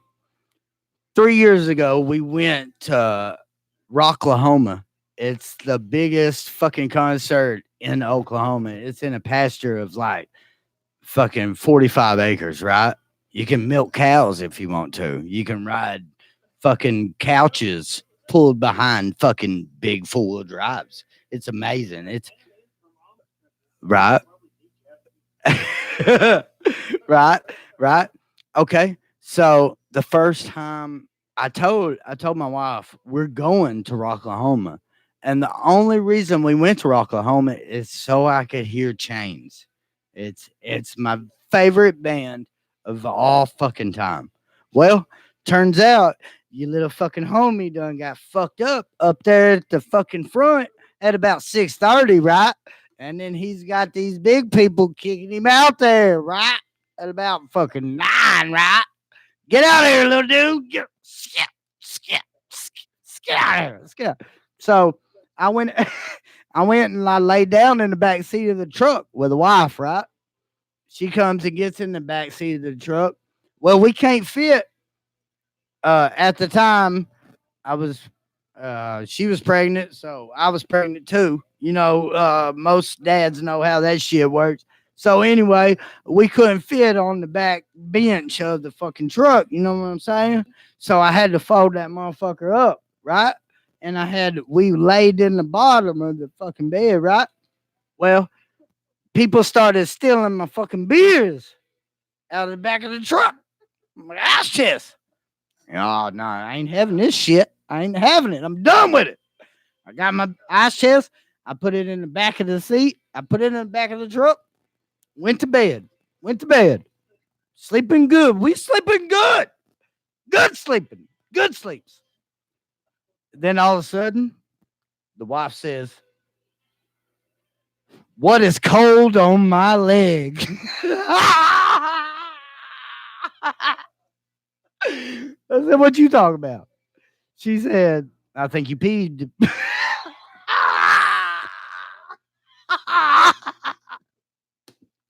But what happened is the plug fucking came out of the fucking ice chest and it soaked the whole fucking floorboard of the truck.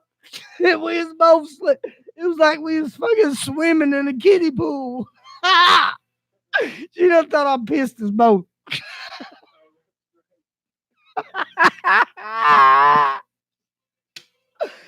All right.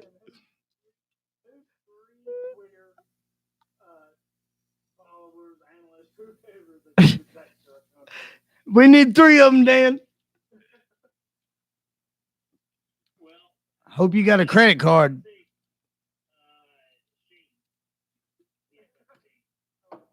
Oh, yeah.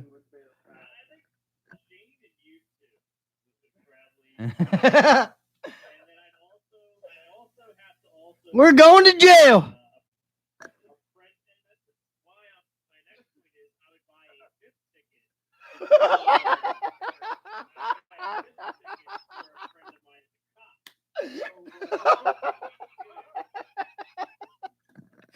Dan's making everybody money.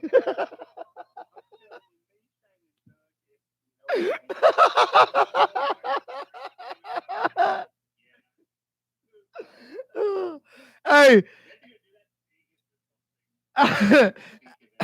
Hey, Dan. Hey, Dan, before I let you go, brother, I know, but I need to, hey, Dan, I need a buy, I need a sell, and I need a hold, brother. I ain't got one from you.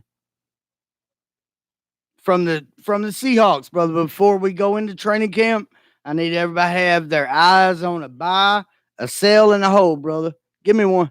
Give me. I and that's the way this show goes.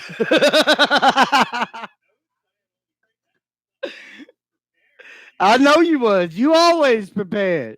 And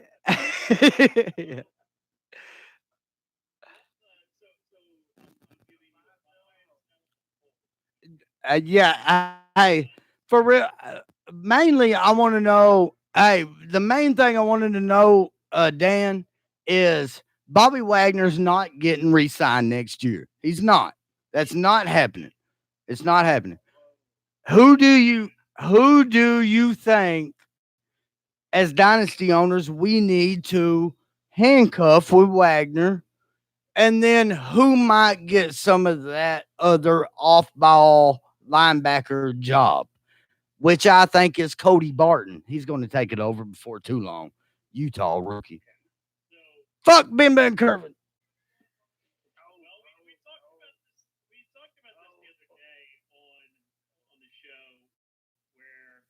Seahawks insulated themselves this year in the draft by drafting Cody Barton and Ben Curvin.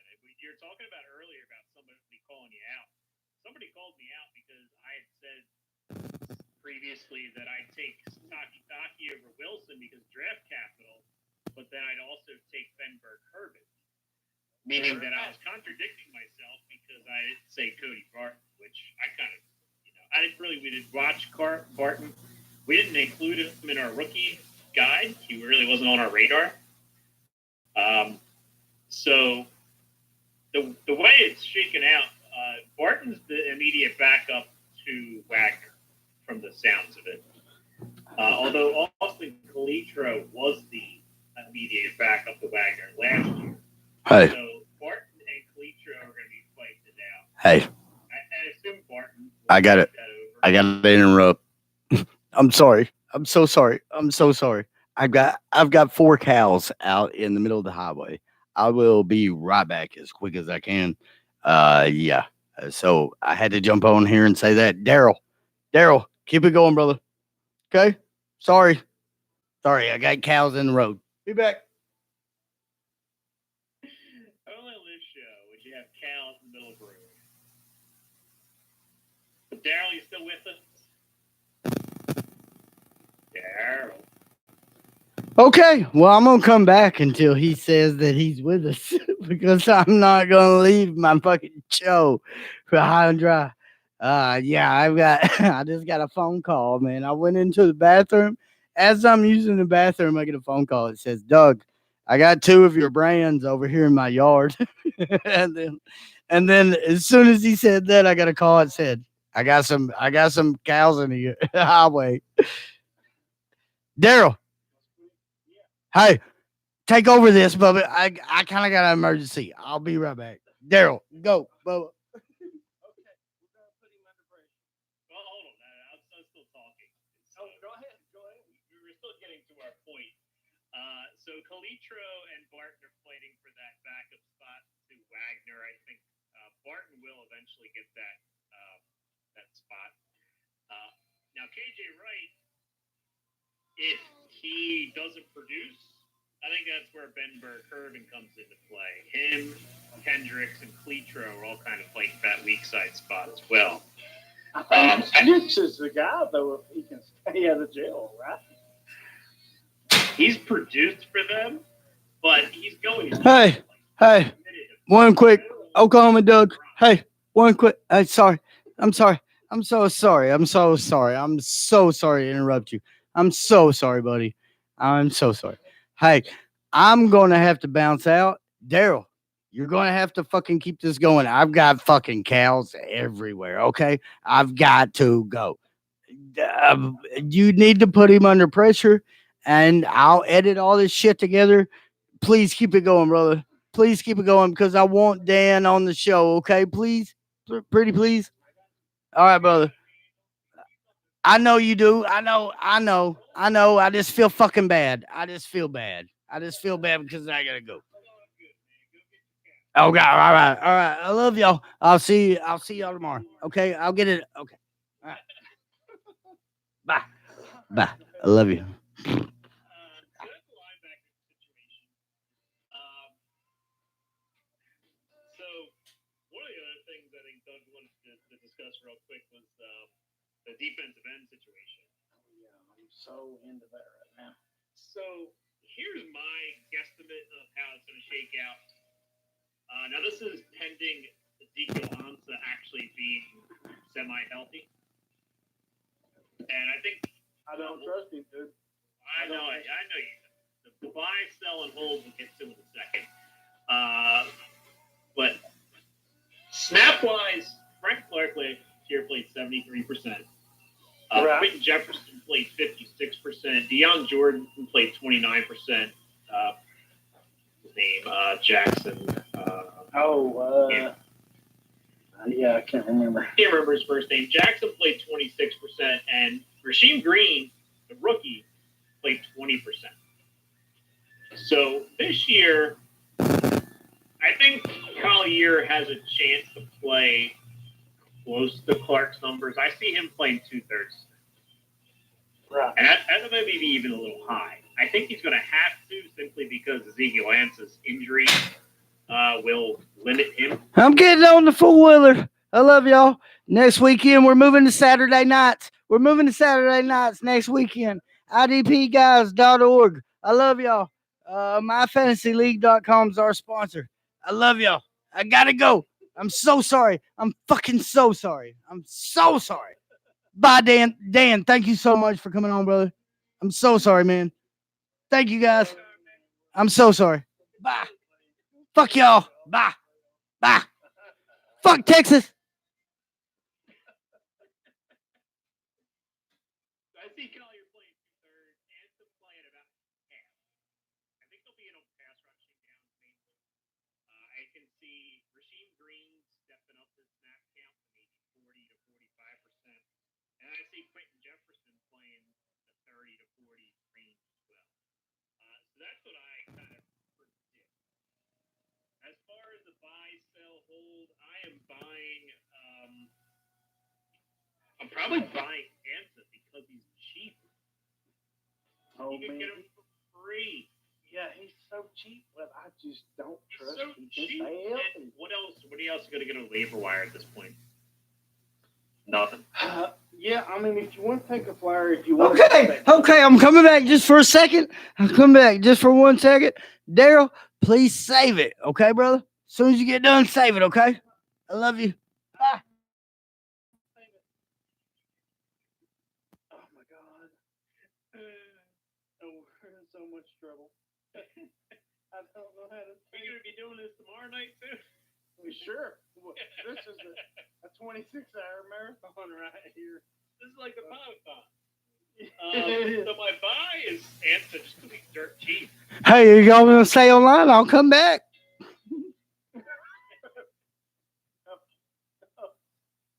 Go get your cows, man. Go get your cows. Move on over there and get your cows. My sell is McDougal. Yeah, I'm selling McDougal too. Because I think he's probably going to lose some tackle numbers. And I know Mike isn't going to want to hear that. But yeah, I think McDougal is sell here. His value's pretty high. I would even, venture to say sell KJ Wright, but he's not worth much right now. Oh, man. I would say try to sell KJ Wright after the first 4 weeks when he actually puts up some numbers. I want to love KJ Wright so much. I love him. He's just old now at this point. And he can't stay healthy. That's the thing. I think if he stays healthy, last year was really the first year he's ever had injuries. He's been pretty clean. Yeah. And my hold is going to be probably Jerron Reed.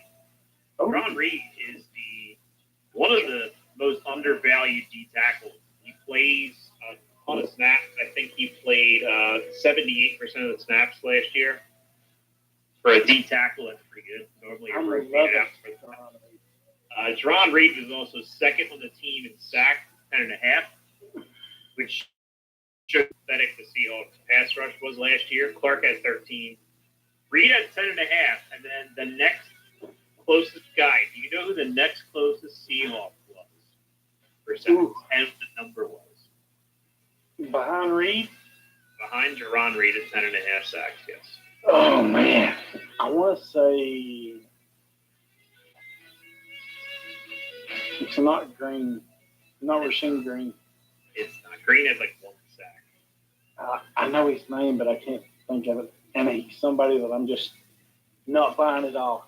Well, it's Quick Jefferson with 3 sacks. That's how pathetic. 3 sacks. We go to two top guys, double digits, and then drop to 3. That's not really normal production for a team. A playoff team. They were a playoff team, and they had that kind of crappy production. So go figure. They were a playoff team, and somehow they did it. Now, one interesting thing, the sack numbers were so low, but guess what? The tackle numbers for the corners were sky high. Oh, I'm sure. Trey Flowers at 55 solos, Shaq Griffin 54 solos, and Justin Coleman, the super nickel corner, was 41 solos. Ooh, Justin Coleman, I do believe he's a former Vol. And he's also a former Seahawk. He's now a Detroit Lion. So, go buy Ugo Amadi. Above a bonus buy. Because Ugo Amadi's going to play that nickel corner / safety role for the Seahawks. Right. So, was there any other special Seahawks segments you guys have planned for me? No, I think you pretty much covered it. A little more than I wanted to hear, but hey, One interesting note, Nazir Jones played D tackle. He's going to play end this year, apparently, if he makes the team. You know what? I like Nazir Jones. I thought he did a pretty decent job. I don't like him as a defensive end. No, as D an tackle, end, I like him just fine. yeah. As an end, he's probably losing a lot of value. The other thing Dougie was asking me about was some battles. The wide receiver. Yeah, some training camp battles you want to get. The wide receiver 2/3 battles going to be. I think DK definitely takes one of the spots, but you got David Moore, Jerron Brown, Amaro Darba, Greg Jennings, and Ursua competing for that slot job, 4th receiver job, make the team job, basically. Tight end's another mess. They have Will Dissly, Nick Vanette, Ed Dixon, and Jacob Hollister. Pick your poison there. I think Dissly I like the most out of that group, but he's coming off a bad injury. That defensive end, is Collier going to be that 700 snap guy. I don't know. I don't know either. We'll see, I guess, as it plays out. Is Green going to be something? He was really much last year. I sold most of my shares of Green. I think he's got to take a big step this year. Is Ezekiel Owens going to stay healthy? No. Cassius Marsh is back in the fold. Is he going to? He's a guy. He'll probably take some of the snaps to Deion Jordan. And that linebacker, the backup linebacker jobs, I think, are the other battle to watch. And safeties, I guess, is a huge thing. I know we were going to talk about that. But McDougald, I think McDougald's locked in at either position. And then you got Cedric Thompson, Delano Hill, Ugo Amadi, and, of course, our guy, Marquise Blair. Fighting for that starting I'm betting on Blair because I think he's going to overtake those guys. I am too, but it's going to be interesting to see how it shakes out. Absolutely. So while Dougie's out tending to his herd, I guess I'm in charge here, so that's scary. You get to host me. Yes, I am. Herd. Oh, how I'm so enjoying this right now. Wait till we're Doug gonna does edit this. Well, that's his problem, not mine. So we're going to put you under pressure. It's 10 questions, rapid fire. So we'll get right to it. Devin Bush, Devin White. Bush by a hair. Cat or dog? Dog. Quan Alexander or Fred Warner? I got to go Quan. Nice. Quan's the inside guy. I like Warner, but he's more of an LP2/3. Right. He's a good side. I don't want to say sidekick. That sounds demeaning, but he's a good sidekick. Right. Which linebacker is the one to own in Oakland? The one they draft next year.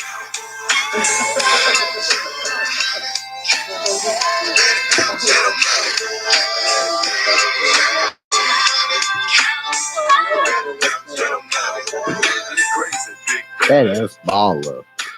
Okay, go let it stall it. Okay, so you can take things back. That's it, yeah. So you can take them lockdown. Once I was in a whole heap of trouble. And also, there's nowhere to run to. It's just me and my solid off shotgun. Of course, we're still live. All right. Hey. It came on the radio as I was headed back in from the pasture.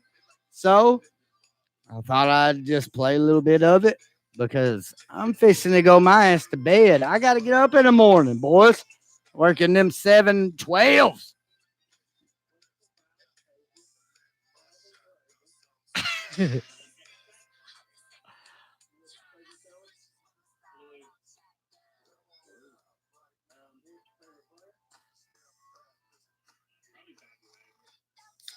Probably. It used to be Richard Sherman.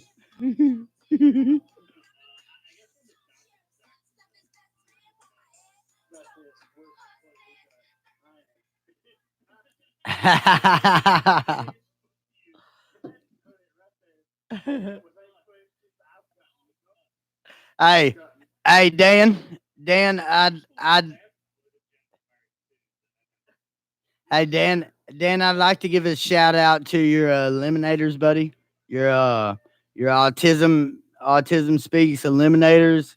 I actually have 2 sisters that have 2 boys that have autism, so it's something that kind of means a lot to me. And if anybody following along on my page would see that that league literally within less than 24 hours, it means a lot to me. And if you're a friend of mine, please get a hold of Dan and see if there's any autism speaks eliminators we can feel for him.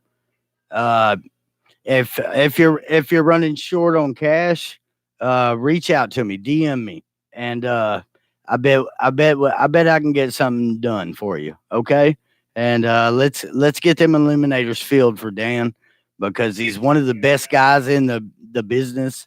He works his fucking ass off, and he goes a lot. He goes overlooked a lot, and Dan does a fucking lot for this industry, for this IDP industry, and let's get his fucking eliminators field, please, fellas, please, everybody. Let's get his eliminators field, and I'll give you fill his eliminators. I'll give IDP guys has offensive division known as Fantasy Diagnostics. I'll give a membership away to IDP guys. IDP guys is offensive section. I'm giving a membership away. Get a hold of Dan, get into his eliminators, and we're going to give you a membership. Uh, we're going to pick somebody. So get a hold of Seahawks Dan at Seahawks Dan on Twitter. Let's get them eliminators filled. So, real quick, the Super Cook is available. That has DFF Shane. Is playing an IDP league. He was on your show a few weeks ago. He's doing it for charity. And then I think one or both of you. Hey, if you can take any word, anything that we say, you don't even have to listen to our fucking rankings. You don't have to listen to our waivers or anything. But I'm gonna tell you something right now. $10 is worth being in one of these fucking group chats of these eliminators. I'm telling you right now.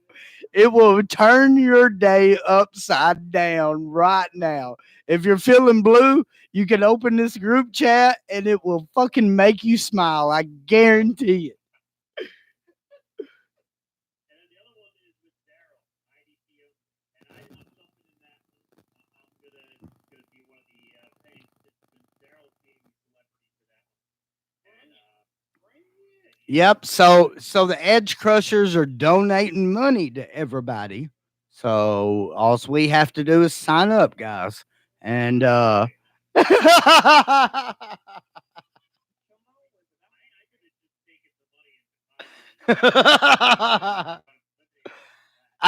tell you what, right now, as long as them babies and autism speaks gets the money, I wouldn't have cared one damn bit, brother.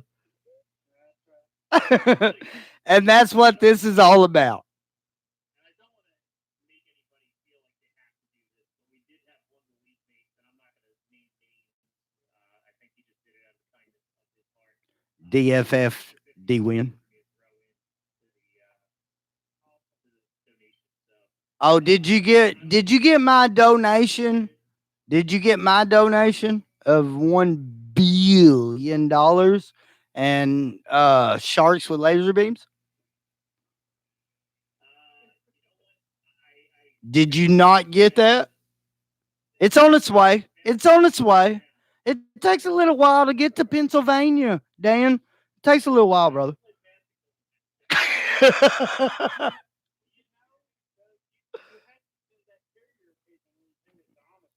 Yeah, I know. Nobody actually knows that Mike Tyson lives in my shed and he actually sends pigeons for fantasy advice.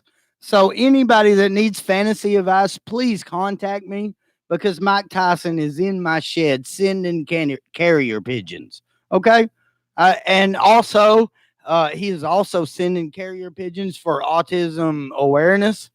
And we support anything Mr. as Seahawks Dan does. Anything. Ever. Ever, ever, ever, ever, ever. Ever.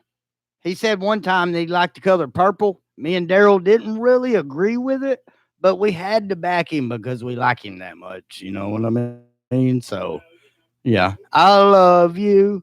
You love me. Let's all have. Yeah, okay. All right. So, for Oklahoma Doug, and my beautiful twin separated at birth. He tried to tell our parents that I'm in that trash can. Nobody would listen. My brother, co-host at Daryl Winstead, at DFF_DWin. And then our amazing guest tonight. Everyone, please go follow at Mike Wallert. That's all you got to. He's been around so long. Mike's been around so long. That's all you got to type, and it comes up. It says, "Would you like gas at 75 cents a gallon, or would you like it at $2.12 a gallon?" So that's how old Mike Wallert is. And then yeah, go ahead, give them to him, D. Go ahead. What's up with Dan?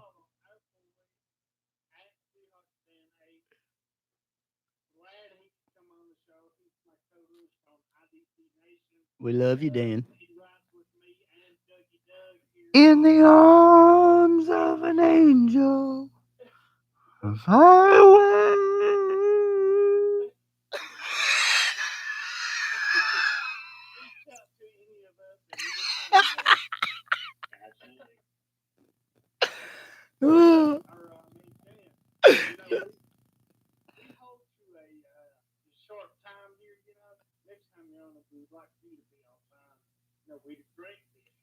Yeah, we very much appreciate that. If you could schedule your day around Rated IDP Live, we'd very much appreciate that. Yeah, we ain't got time for that shit. For Oklahoma Doug, for my host and my brother from another mother at DFF_DWin, and our amazing guest. Go ahead, D.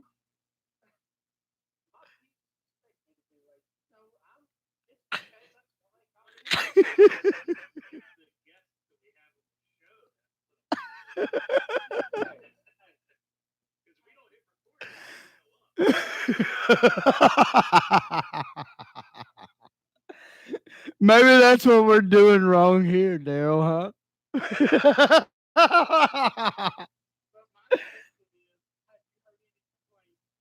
There's not been one single person that said this show sucks. So, for Oklahoma Doug and my co-host at DFF_DWin. Look at DFF. Go ahead, D.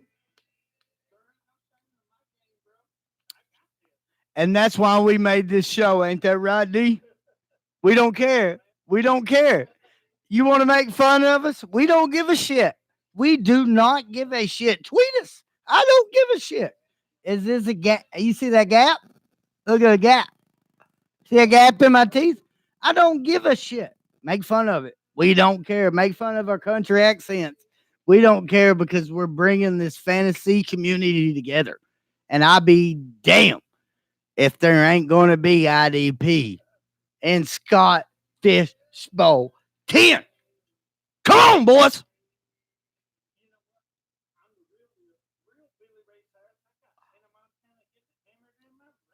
Oh, God damn. Now the cops are going to get called, Daryl.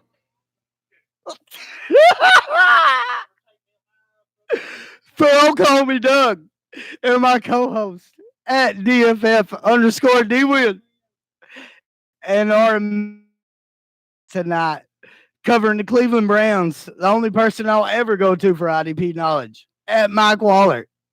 And then the best 49ers beat writer there is at Seahawks Dan. We'll see y'all next week on Saturday night because we're moving it. Peace, you motherfucker!